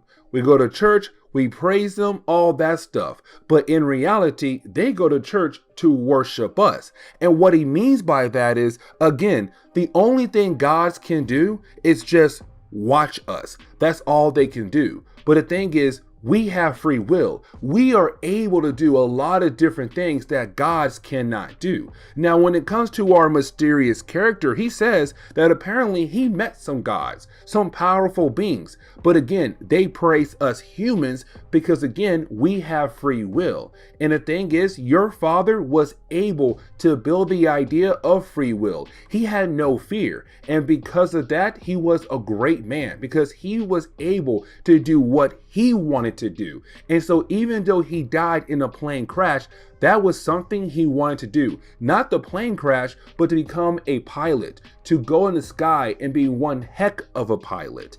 And so it's kind of our mysterious character trying to teach this lesson to young Hal about the idea that sooner or later you have to realize you have to overcome fear, but at the same time, don't hate the God. The thing is, the gods respect you. So why not go ahead and respect them in return? And so we jump back to the present day. And when we do, we see Hal trying to decide if he should accept the idea of becoming a new god for the mother box in the parademons. Because remember, the mother box is attached to the power battery of the Green Lantern. But the thing is, the power battery is just a power source. It's not a sentient being. Somebody who's able to control the mother box. Somebody who's able to control the parademons. It's just an object. And so it's looking at how to be that god. But the thing is, this is where the other Green Lanterns had failed. What I mean by that is the rest of the Green Lanterns automatically declined the offer. Every single Green Lantern was given the same offer that Hal was. And the reason why they declined the offer, because it's the mother box, it's the parademons. They all come from Apocalypse, of course, the home of Darkseid, one of the craziest evil person in DC Comics and DC's multiverse. And so they realize, if I accept that offer, it's me kind of taking Darkseid's side. And that's why you had all the Green Lanterns say no, basically, to the idea of becoming gods. But the thing is Hal saying, if I'm able to take this power and try to find a way to fix all the damage that was done by the parademons, then I am going to accept the offer. But at the same time, I want to show, no matter what, it was my choice. It was my will to go ahead and accept this kind of power, the mother box. And so you have the mother box begin the process of bonding with Hal Jordan to the point where he loses his Green Lantern ring and gets a brand new ring and becomes the God of Light. And so we then see Hal become the god of light. And with him becoming the god of light, well, now this man is more powerful than other gods we have seen so far when it comes to the rest of the league. Like, yes, you got Batman, god of knowledge, cool. You got Flash being god of death, cool. But this guy is god of light. He now stands on the outside of time and space. He is able to be anywhere in time if he wants to. Matter of fact, he asked the Mother Box, can we fix what happened on Oa when it came to all the Green Lanterns being killed off? And the Mother Box says, yes, we can do that. And so just like that, he reversed all the damage that was done on Oa. All the Green Lanterns that died, they have been brought back to life just like that. You're kind of like, man, he is that powerful. Then we come to find out the mysterious character that has been talking to Hal in the past, the young Hal, was just our present day Hal. Because again, he stands on the outside of time and space. He is able to be anywhere in time if he wanted to. And so this man went back in time to talk to his younger self, to motivate his younger self to begin the process of building up that willpower. And so it's him saying, I'm the reason why I broke fear. I'm the reason why I was able to give myself that willpower. And so right after he did all of that right there, he then asked the Mother Box to destroy itself, to turn him back into a regular human being.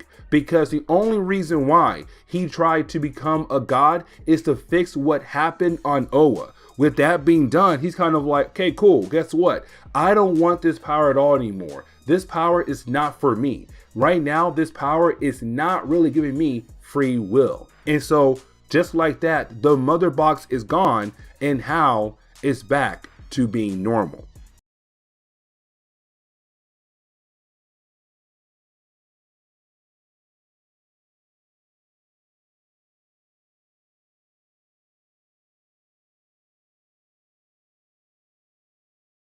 Okay, so we're going to continue our coverage over Darkseid War, and we do pick up with another tie-in. This one does focuses on Lex Luthor, because remember, when it came to the Justice League in Darkseid War, right after Darkseid was killed off, you had a bunch of different characters on the League become gods in different kinds of ways. So for example, Batman became the god of knowledge. Superman became the god of knowledge. Flash became the god of death.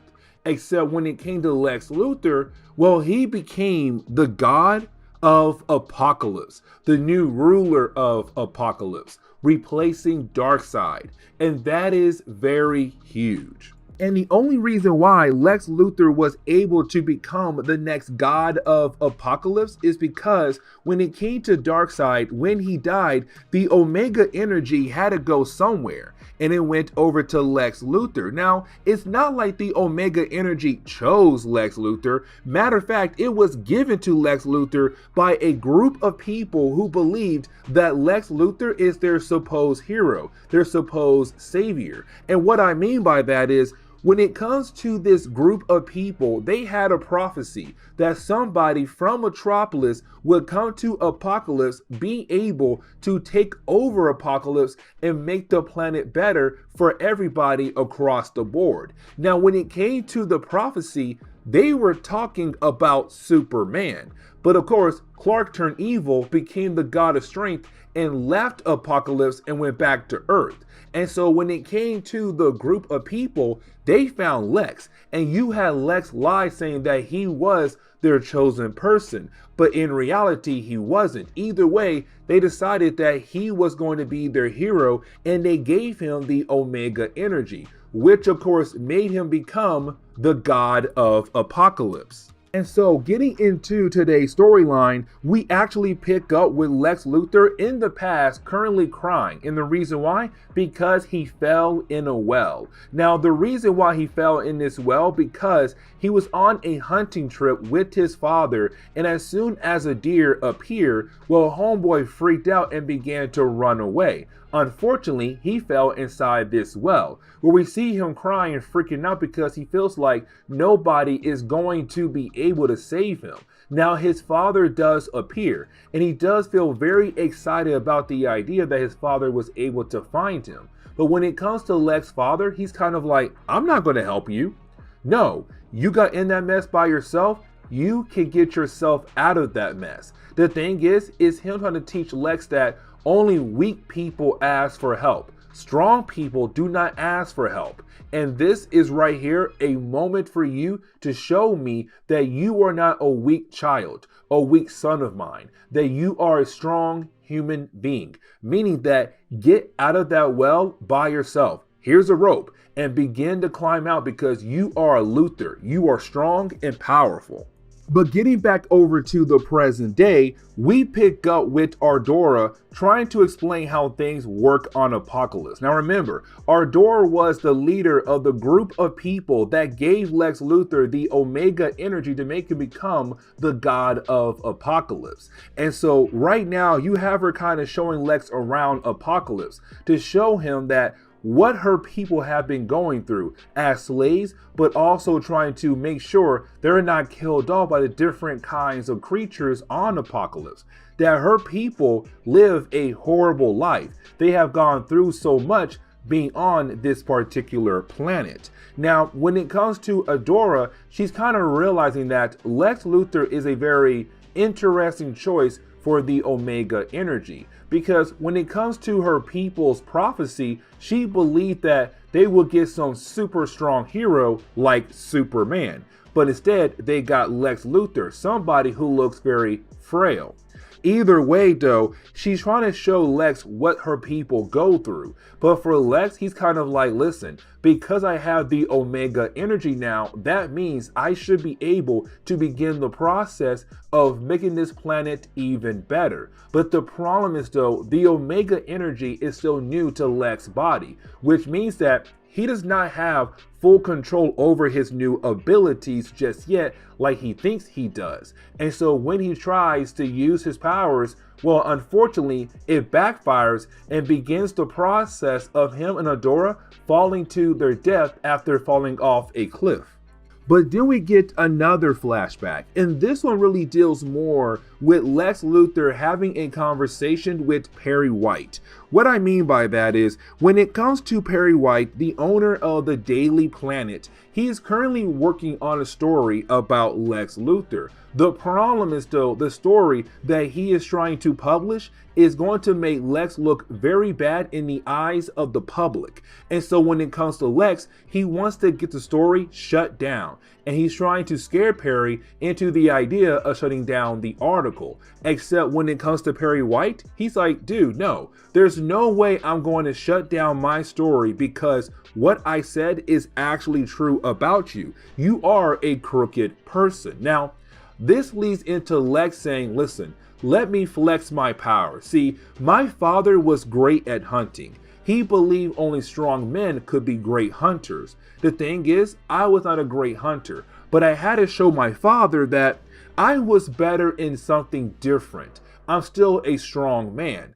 And I showed my father I am able to become a strong businessman, but able to take out my opponents, my competition out there. And you have Lex show Perry White different companies that he had bought out over the years to prove that nobody is able to go up against LexCorp or go up against Lex Luthor. And so he tells Perry, you better shut down that story or I'm going to buy out the Daily Planet next. And when that happens, well, guess what?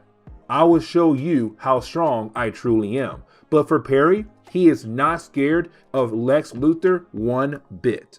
But getting back over to the present day, you have Adora explain to us why Lex Luthor is having a very difficult time controlling the Omega energy. And what she says is that it's Lex Luthor kind of not being able to control his actual feelings, that he's always angry at all times. But at the same time, he has to understand the idea that it is okay to ask for help. That is very important. And the reason why I'm saying that because Guys, Lex never does ask for help. Eldora is saying that's your problem right now. Until you are able to realize it is okay for you to ask for help, the Omega energy will never be truly under your control. It will always go wild and crazy. If you want to be able to control that energy, then you're gonna have to be able to basically admit that it is okay to ask for help. Asking for help does not make you a weak person, a weak man. It still shows that you are okay to get some help when you're going through a difficult problem. And that is very important for this entire storyline. And the reason why, because when we jump back in time one more time, we pick up with another moment where you have Lex Luthor about to fall to his death. But you have Clark Kent being there as Superman with a hand out saying, grab my hand, I can save you. Except he wants Lex to go ahead and admit it is okay to take someone's help. But the thing is, when it came to Lex's father, he drilled in Lex's mind, it is not okay for you to ever ask for help from anybody. And so because of that, he's kind of like, no, I cannot accept your help, Superman. But the thing is, if he doesn't, he'll fall to his death. And the thing is, Lex is so hard-headed, he's kind of like, no, I would rather die than ask for your help. And unfortunately, Lex begins to fall out of the sky where he could have possibly died. We already know that he was saved by Superman, but that shows that because of Lex's father, with the idea of saying you should never be a man who asks for help, Lex almost died because he couldn't ask for help. And really, the story wraps up very quickly because once we do jump back into the present day, it's Lex Luthor realizing that he has no choice but to ask for help because he's currently falling to his death. And when you have Eldora trying to save him, well, unfortunately, she also begins to fall to her death as well. And she's saying you have to realize that it's okay to ask for help because you're a god, yes, but even gods need help when it comes to handling different kinds of situations. And once he realized that, yes, it is okay to ask for help, that is when he begins the process of being able to fully control the Omega energy. And once he has that control, he was able to teleport him and Eldora to the ground safely. And when he looks up, he realized that he's surrounded by a bunch of people who believe that he is now the god of apocalypse. They are going to work alongside with him, do everything he commands, but they are hoping that he can make this planet an even better planet now. And this is where we are going to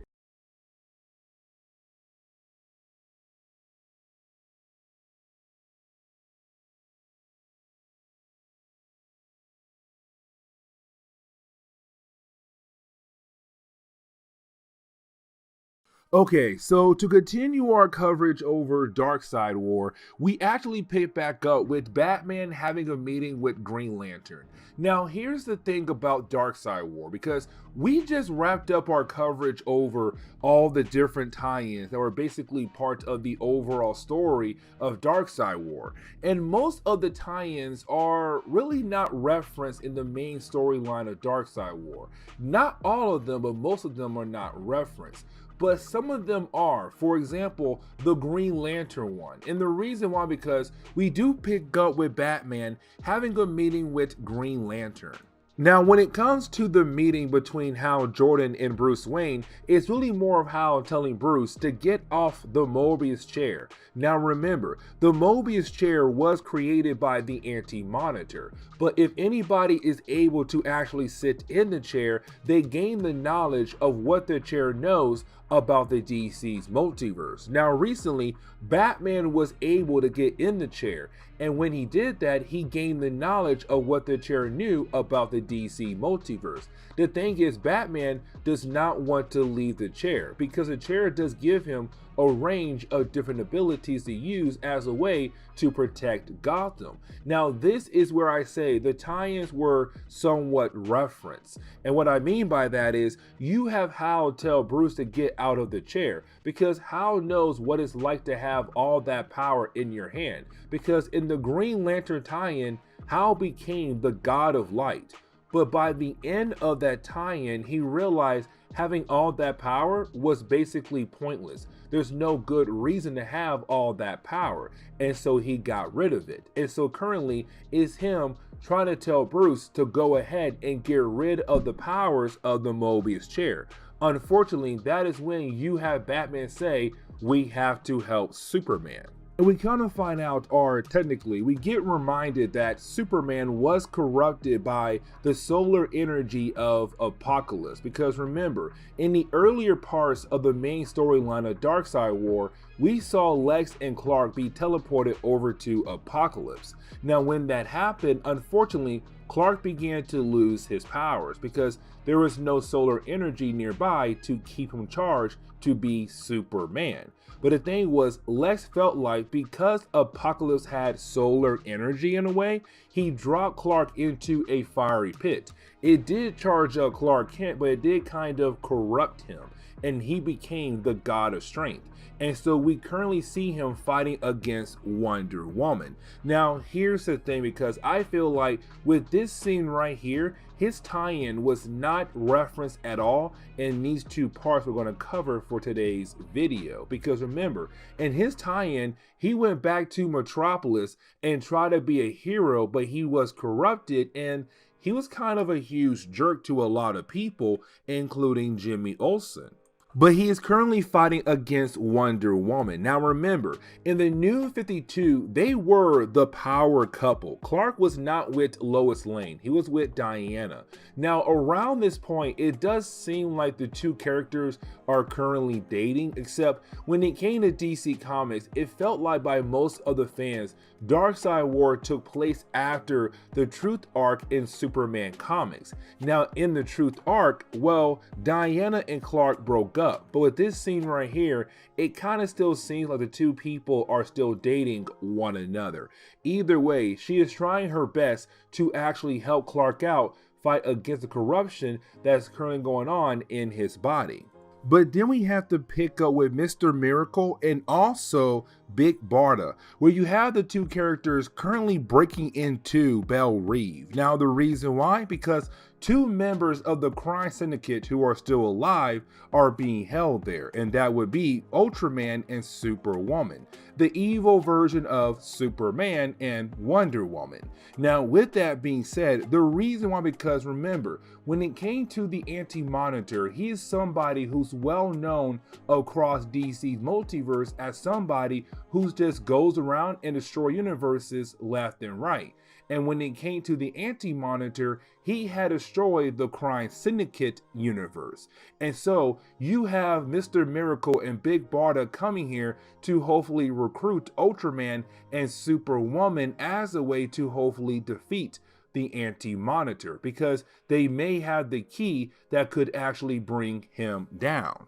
But then we pick up with Grail, the daughter of Darkseid. Now remember, Darkseid had a daughter along with the Amazon known as Marina Black. Either way, in the earlier parts of our coverage over Darkseid War, well, Grail was able to get her hands on the anti-life equation. Now the thing is, we have no idea what she's going to do with the anti-life equation. Now remember, the anti-life equation has the ability to break free will across the board, but she does tell us she needs one more thing, or really one more person, and that would be Steve Trevor. But she does not tell us why in the world she needs Steve to complete her master plan. But then we have to jump back over to Green Lantern Jessica Cruz and also Cyborg. Now, if you are a huge Green Lantern fan, you already know what's going to happen right here. If you're not, well, get ready. Because at this point in time, when it came to Jessica, she was technically a new Green Lantern. She just got her ring, except her ring comes from another universe, the Crime Syndicate universe. Her ring is better known as Power Ring. See, her ring is technically possessed by the spirit of Volthoom. Now, Volthoom was the first Green Lantern, or the first Lantern of any lanterns across the main DC universe, except he went mad and crazy and his spirit was trapped inside that ring right there. Now, with that being said, that ring was in the Crime Syndicate universe and it had the ability to control its host. As a matter of fact, the power ring on the Crime Syndicate was not Jessica, it was somebody else, but that person is currently dead. Now, after that person had died, the ring found Jessica and she became a Green Lantern, but unfortunately, her ring is again the power ring Green Lantern ring. And so while you have Cyborg and her trying to help Big Barda and also Mr. Miracle break out Ultraman and Superwoman, well, that is the moment you have Volthoom begin the process of taking over Jessica's body. And that freaks out Cyborg a whole lot. But quickly jumping back over to Superman and Wonder Woman, while you have the two characters fighting against each other, Diana was able to calm down Superman to help him remember who he is, that he is Superman, that he is Clark Kent. But then you have Batman and Green Lantern appear. Now remember, Batman is currently known as the God of Knowledge. And so with them kind of holding that title, he was able to look at Superman and say, "Oh my God, Clark, with what you did, going over to Apocalypse, absorbing the energy, the solar energy of Apocalypse is doing more harm to your body than good." Meaning that the energy is right now breaking down your cellular structure. You are technically now dying, Superman, thanks to the solar energy of Apocalypse. Now, the last few pages of the first chapter does jump back and forth between different settings. So currently we have Big Barda, Mr. Miracle still breaking down Ultraman, and you have Cyborg trying to help Jessica fight against the control of Volthoom. But the problem is though, they were also trying to break out Superwoman. But while trying to help her, well, that is also the moment where you have Jessica grab Cyborg and plug in a program. And this program is Grid. Grid was the evil version of Cyborg that was part of the Crime Syndicate team. And so with this program, you now have Grid being able to take over Cyborg's body. So now Jessica and also Cyborg have been technically turned evil. But on top of that, you have the Anti-Monitor coming back to the playing field. And the reason why, because remember, after he was able to kill off Darkseid, he began to go through some kind of evolution.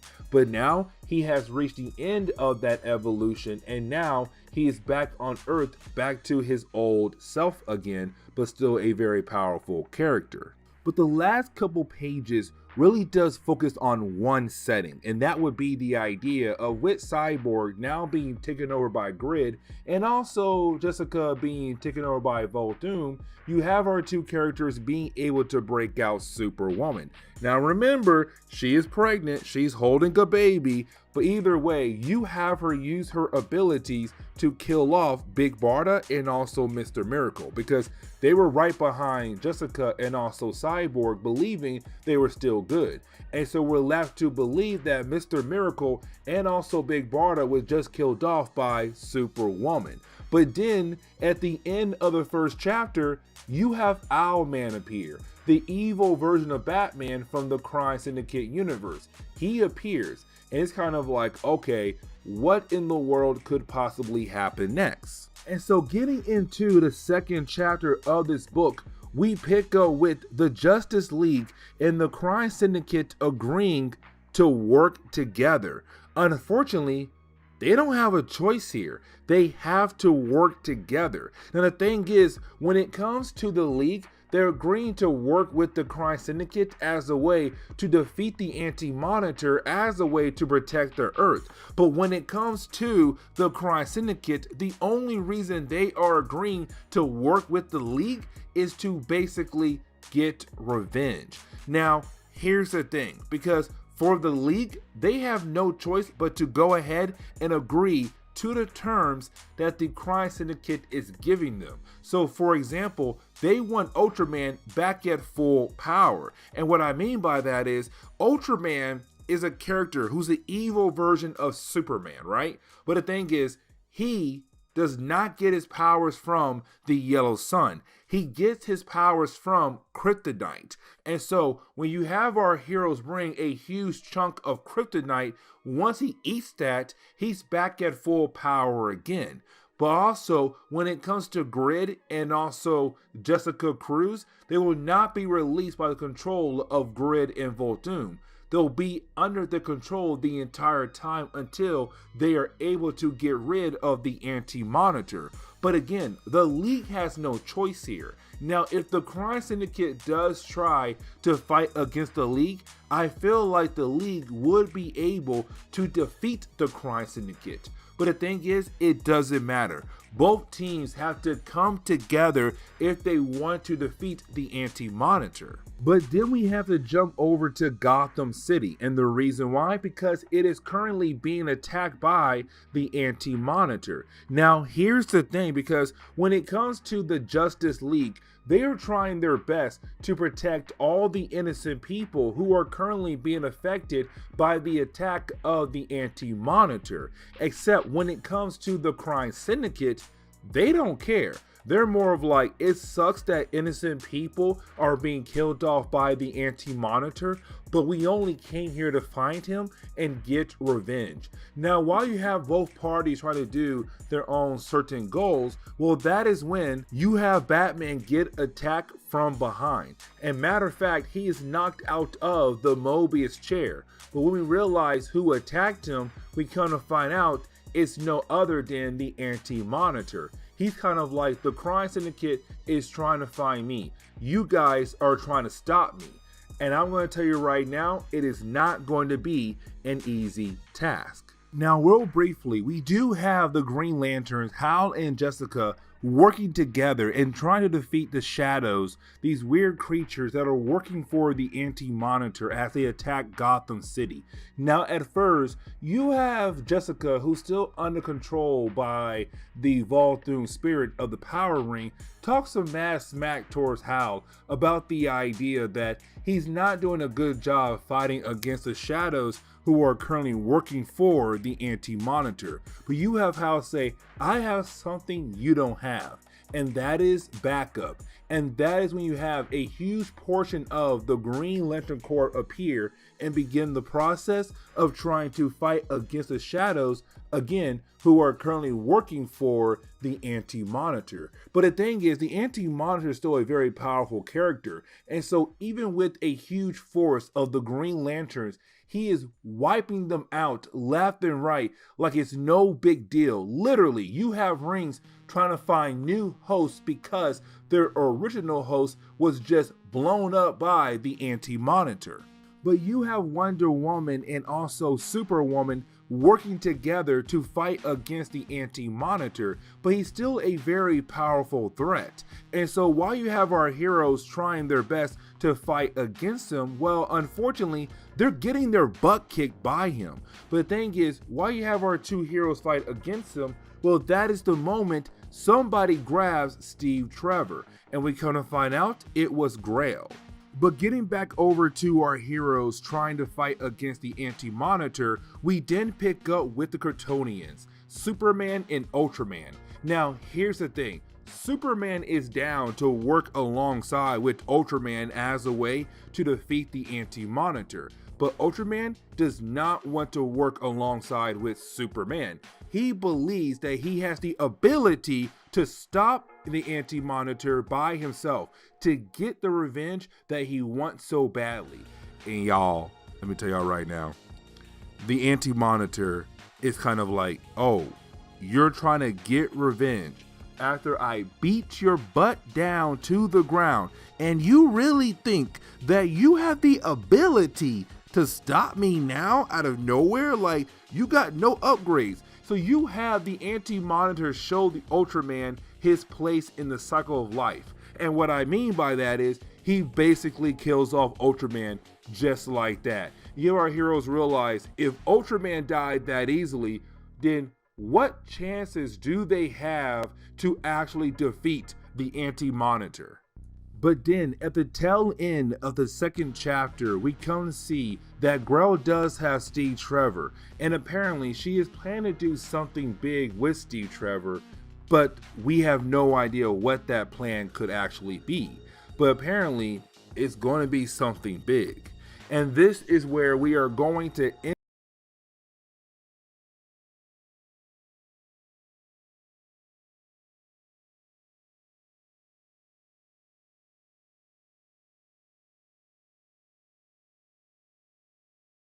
Okay, so we're going to continue our coverage over Darkseid War.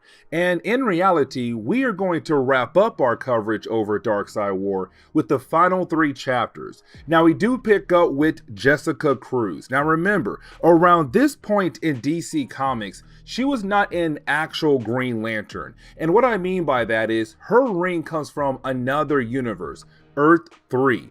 In that universe, the Lantern Ring was actually an evil ring because inside of it is the soul of Volthoom, the first Lantern ever in DC's multiverse. Now, when it comes to Volthoom, what he does to his hosts is feed them fear, so that he is able to take over their bodies. And so in the earlier chapters, he was actually able to do that. By feeding Jessica enough fear, he was actually able to take over her body. Now, here's the thing, because when we actually do pick up with the character, we see Jessica currently inside some kind of hell. Now, this hell is really more for the people who wore the ring before she did, but all from Earth 3. These were the previous hosts of Power Ring, but they all were killed off once Volthoom was able to take over their bodies, use their bodies, but then once their bodies was basically burned out, they died and he moved on to the next host.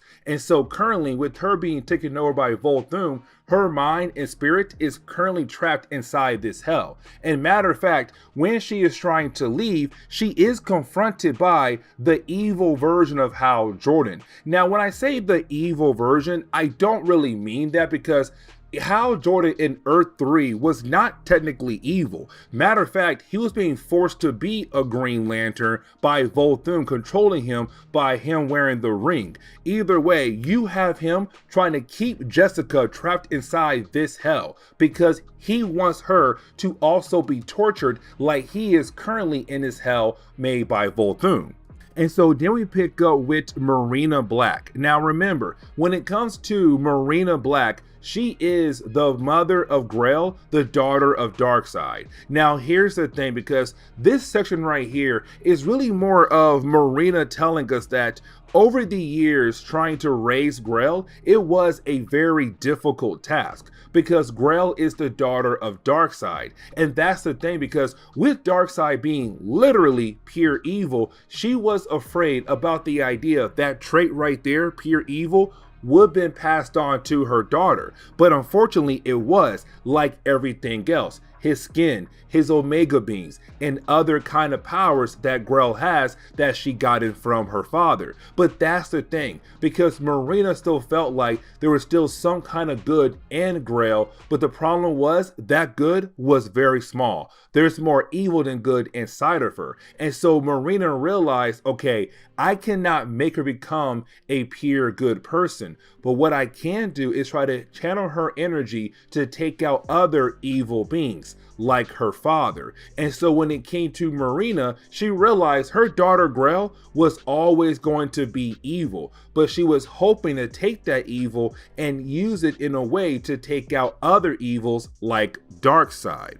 But we have to remember that when it comes to Grell, she did kill off Darkseid because she made an alliance with the Anti-Monitor. Now, here's the thing, because the Anti-Monitor and Grell were able to get rid of Darkseid. But the thing is, right after doing that and turning the Anti-Monitor back to normal, Grell was able to possess the anti-life equation. Now remember, the anti-life equation is technically this equation that has the ability to break free will across the board across the DC's multiverse. Now, we have no idea what she is trying to do with the actual anti-life equation, but we have to remember, in the earlier chapters of the series, she kidnapped Steve Trevor. And again, we had no idea why, but now we're beginning to find out what she plans to do with Steve Trevor.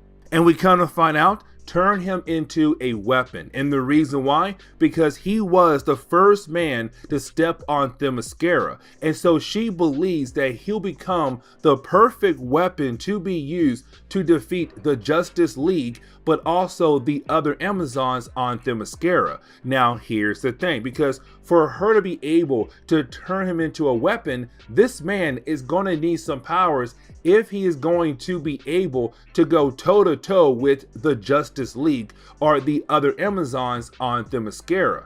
And so we kind of find out what Grail is planning to do when it comes to the anti-life equation. She's going to give it over to Steve Trevor, because with the anti-life equation, he'll become a very powerful being that should be able to take on the League, should be able to take on the Amazons on Themyscira. This dude is going to be a one-man army. But getting back over to Jessica Cruz, we currently see her trying to escape her hell, this power ring hell. But the problem is, though, she is unable to escape. And the reason why? Because of her fear. Because, guys, remember, at this point in DC Comics, like I said earlier, Jessica was not your usual Green Lantern. She had her lantern ring that came from Power Ring from Earth 3. And usually, for you to become a Green Lantern in the main DC universe, you have to show a huge amount of willpower. But the thing is, at this point in DC timeline, Jessica has not shown that she has a huge amount of willpower. Matter of fact, she's literally walking around with a huge amount of fear. Now, the reason why? Because she had to watch her friends die in the past. And the thing was, she could not help her friends. She was so scared, she ran away and left her friends to die on their own. And so because of that fear right there, she's never been able to become a true Green Lantern ring, or to be able to conquer or overcome the influence of Power Ring or Volthoom. And so that is why Volthoom was able to easily take over her body by just go ahead and feeding her fear constantly non-stop. And so it looks like she may not be able to escape this hell, except that is the moment you have Cyborg appear. Now, when we jump into the next chapter, we pick up with Lex Luthor arriving back to Earth, except we have to remember, when Darkseid died, the Omega Energy had to find a new host. And so when it came to a group of people who were trying to free Apocalypse, they chose Lex Luthor as their hero, and they gave him the Omega Energy. And so technically Lex is kind of like the new Darkseid, but not all the way. Either way, he does arrive to Earth, and his main goal is to kill off the Anti-Monitor.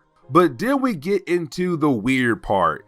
Yes, you heard that right, the weird part. What I mean by that is, we gotta focus on Superwoman, who's currently giving birth. Now remember, Superwoman is the evil version of Wonder Woman from Earth 3, the Crime Syndicate universe. Now, her giving birth is not the weird part. The weird part is her child is going to be used as a weapon. That is the weird part. Oh, man. So let me explain. When it came to Superwoman, we found out in, I want to say Forever Evil, that she was pregnant. Now, at first, we were left to believe that she was pregnant with Ultraman's son, or child, the evil version of Superman. But then we kind of find out in the same storyline that she had cheated on Ultraman with Owlman. Owlman is the evil version of Batman from the Crime Syndicate universe. But then we kind of find out that she also cheated on Owlman and Ultraman with another guy. And that was, of course, Mazah, the evil version of Shazam, which I hope I said his name correctly. Man, that was a lot to say. Either way, when it comes to Superwoman, the evil version of Wonder Woman, who is currently giving birth, apparently her baby is the key to stop all this hot mess when it comes to this war. And matter of fact, Grail is going to use the baby as a way to get what she wants. Yes, the baby is going to be used as a weapon. This story is going to go left field so quickly.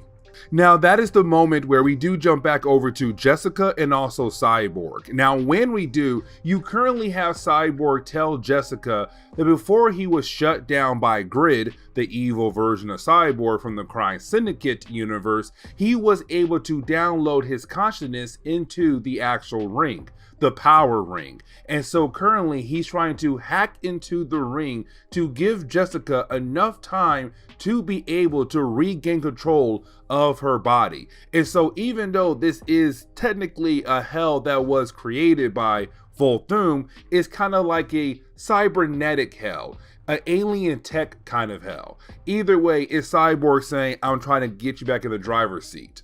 And just in case you were wondering how the battle is going between Lex Luthor and the Anti-Monitor, let's just say Lex is enjoying this a whole lot.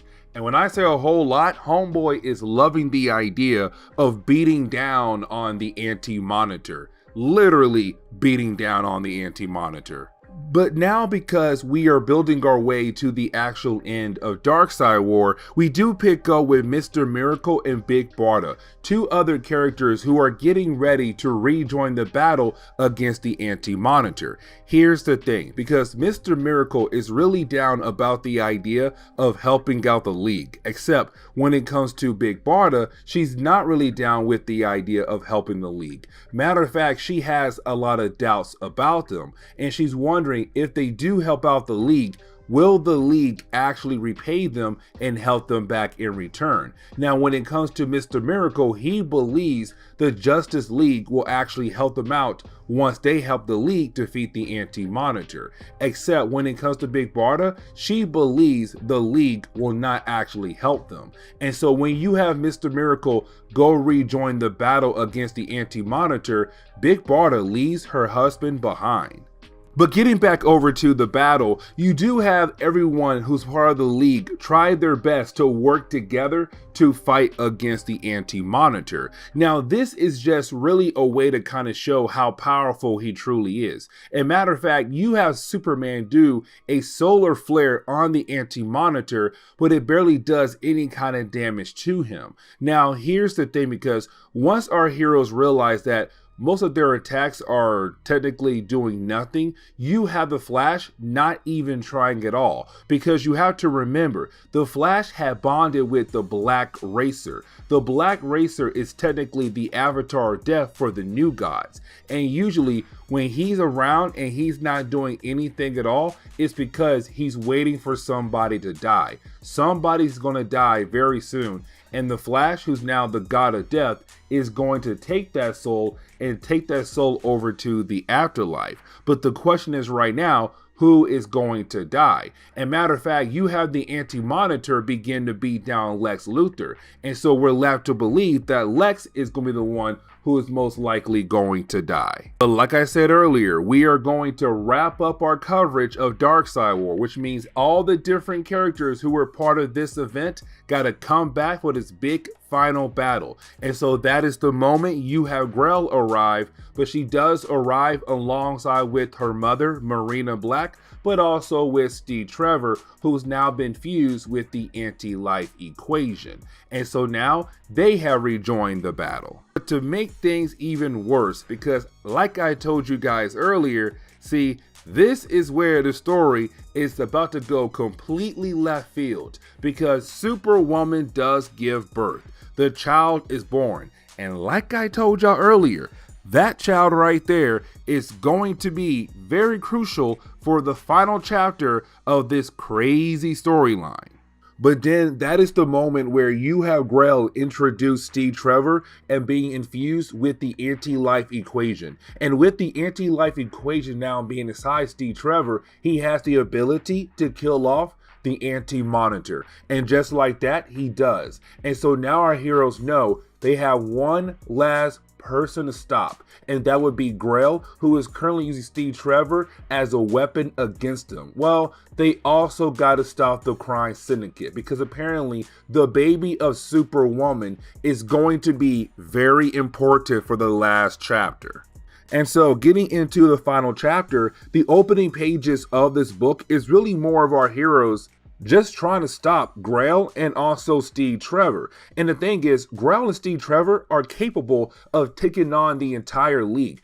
Even Lex Luthor, who also has the Omega energy inside of him, is having a hard time stopping just Steve Trevor. Now, here's the thing, because the reason why Steve Trevor cannot control himself and trying to kill off the league is because with the anti-life equation inside of him, again, when it comes to the anti-life equation, it's all about the idea of breaking somebody's willpower, taking away their free will. And so when it comes to Steve Trevor, he lost that free will. The anti-life equation wants to destroy everything in its path. And so with that being said, when it comes to Steve Trevor, even though he does not want to kill Diana or Clark or Lex or really anybody else in the league, he cannot control himself. Now, Flash is not going to join in the battle. And the reason why? Because Flash is fused with the Black Racer, the Avatar of Death. And so the entire fight,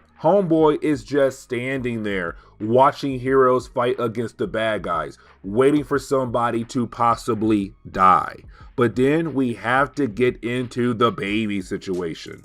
And when it comes to the child of Superwoman and Massa, it has the ability to take other gods' powers away. So for example, Lex Luthor, who is currently known as the God of Apocalypse, because he has the Omega energy inside of him. But with that power being inside of him, well, you have Superwoman use her child abilities on Lex Luthor to take away his powers. Just like that, Lex is back to his old self again.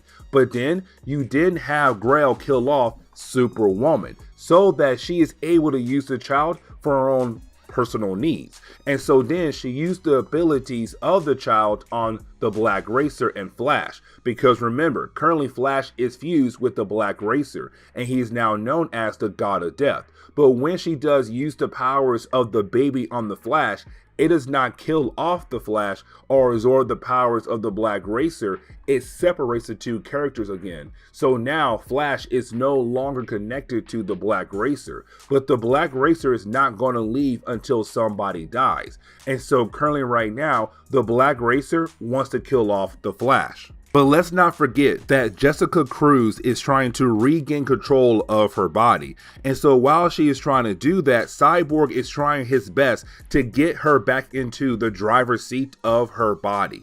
Now, here comes, I would say it'd be a sad moment, but unfortunately, it's not going to be a real sad moment. And what I mean by that is, while you have Cyborg trying to put Jessica back in the driver's seat of her own body, once he's able to do that and she's able to regain control of her body, well, that is the moment where the Black Racer is about to kill off the Flash, except you have Jessica appear and step right in front of the Black Racer, which of course the Black Racer does kill off Jessica Cruz. And so we're left to believe that she's now currently dead. And so with her death, you have the League get very upset about the idea of one of their own being killed off. Now, Lex Luthor's kind of like, no, I don't really care because she was not really a true Green Lantern, but the rest of the League looked at her still like a member of their team, a member of their family. And they're kind of like, one of our own just got killed off by the Black Racer because of this stupid war. It's time for us to finally take down Grail once and for all.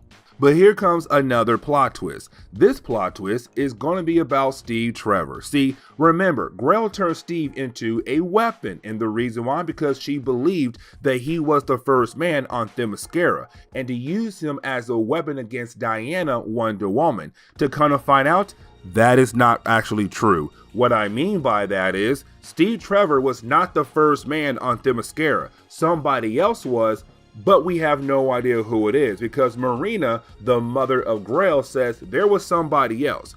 but I can't tell you right now. But as soon as Grell finds out, she used the powers of the baby to take away the anti-life equation away from Steve and put that equation inside the baby. But then she was actually able to bring back Darkseid. The baby that was the child of Superwoman had just been turned into Darkseid. Oh, it gets even better because Grell is able to control Darkseid, a new powerful Darkseid.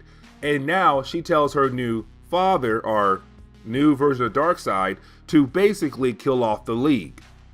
And so then we jump over to Batman trying to find a way to stop Darkseid, but to also stop Grell as well. But here comes the big problem though, because currently Batman is sitting in the Mobius chair. And remember, the Mobius chair was created by the Anti-Monitor, but the chair has the knowledge of everything in DC's multiverse. But the thing is, for Batman to find a way to defeat Darkseid, to defeat Grell as well, he has to dig very deep into the knowledge of the chair to hopefully find a way to stop both our bad guys here. But the thing is, as he dig deeper, the more energy is being drained from him. And so you have Hal realize it's time for Bruce to get off the chair. And so he gives Bruce his Green Lantern ring, which of course gives Bruce enough willpower to get off the chair. Now, even though Hal did save Bruce's life, Hal was also hoping that before Bruce got off the chair,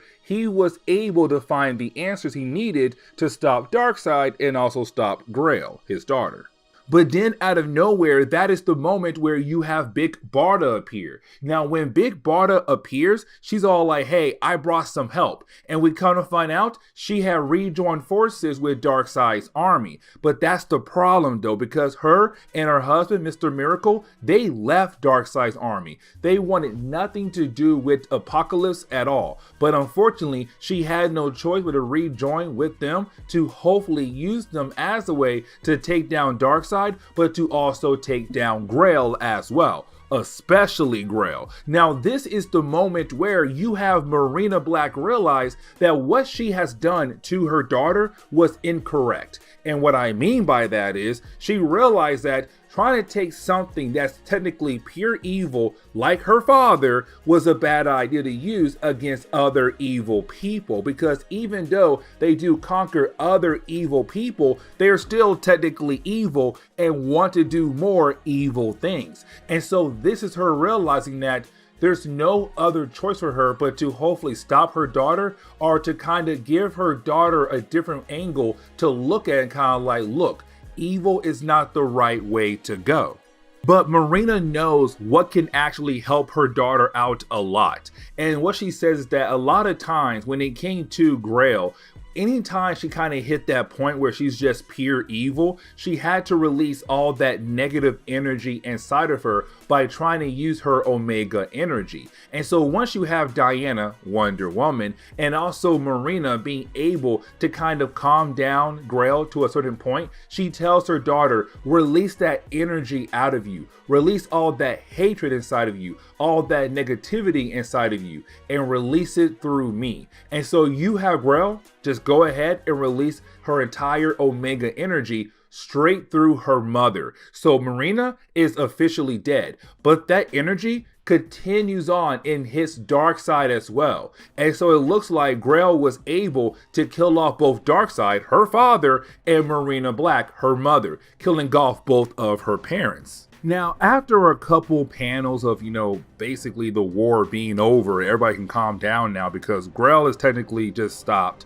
Marina's dead. Also, most of the crime syndicate is dead or had disappeared, and Darkseid is also gone. We kind of find out that Jessica Cruz is technically not dead. See, when it came to the Black Racer, he did take a soul. The soul he took was not Jessica Cruz, but somebody else, most likely Volthoom. Either way, you then have another Green Lantern ring from this time, the main DC universe, fly over and make her an actual Green Lantern this time and bring her back to life or wake her up. Either way, she's now officially a Green Lantern in DC Comics. Now, when it comes to Hal, he's kind of like, what the heck? Because at this point in time, I want to say there was already 5 Green Lanterns because you had Hal, you had John, you had Guy, you had Kyle. I want to say Simon was there as well too, but yeah, now you have Jessica, and now makes 6 Green Lanterns on Earth. Either way, she's now a Green Lantern. We did get a page that is literally dedicated to the idea to say, Grail got away, but Grail also took Darkseid, because Darkseid was not technically killed off by his daughter, he was just turned back into a baby. So now she has to raise baby Darkseid. Now we do get a couple pages that really does focus more on Lex Luthor and Superman, and what I mean by that is you have Lex going back over to Apocalypse, because remember, in the earlier chapters of Darkseid War, he was able to gain the title God of Apocalypse because he was given the Omega energy. But the thing is, even though he lost the Omega energy, his goal is still to become the ruler of Apocalypse. And so he went back over there and tried to help that small group of people who were technically slaves of Apocalypse become completely free. And so his goal is to liberate Apocalypse from the forces of Darkseid that's still out there. Now, on the other end, we have to focus on Clark Kent as well, because this storyline and also the whole Truth Arc storyline that we had covered before this one was all leading into the idea of Superman dying, because thanks to the solar energy of Apocalypse being part of his body, it was killing off his cells. But also in the Vandal Savage arc as well, thanks to the kryptonite poisoning, it was also killing off his cells, to the point where this is the moment you have someone tell Clark, you are officially dying. And it leads into the last days of Superman. But getting over to the Batcave, we pick up with Batman and Green Lantern, where you have the two characters currently talking about the idea of the Mobius chair. Now, really, you have Hal realize, or really remember, that Bruce did ask the chair about the true identity of the Joker, because by this point in DC Comics, no one knew the actual origin of the Joker, his actual name. And so this was Batman wondering, okay, what is the real name of the Joker? Except when the chair showed him the real name of the Joker, it also gave him extra information. And that extra information was that there's not just one Joker, not just two Jokers, there were 3 Jokers. But then we have to jump over to Diana, Wonder Woman. And she remembers what Marina Black told her, but technically we did not hear or get to see as the readers. Because right after Grail had technically killed her mother, well, gave her a fatal wound, before she had died off, she told Diana, yes, what I said earlier is true. Steve Trevor was not the first man on Themyscira. There was somebody else. And that other person was your brother, Diana. You are a twin. You have a twin brother and his name is Jason. He was the first man on Themyscira, but he was sent away. You have to go out there and find your brother.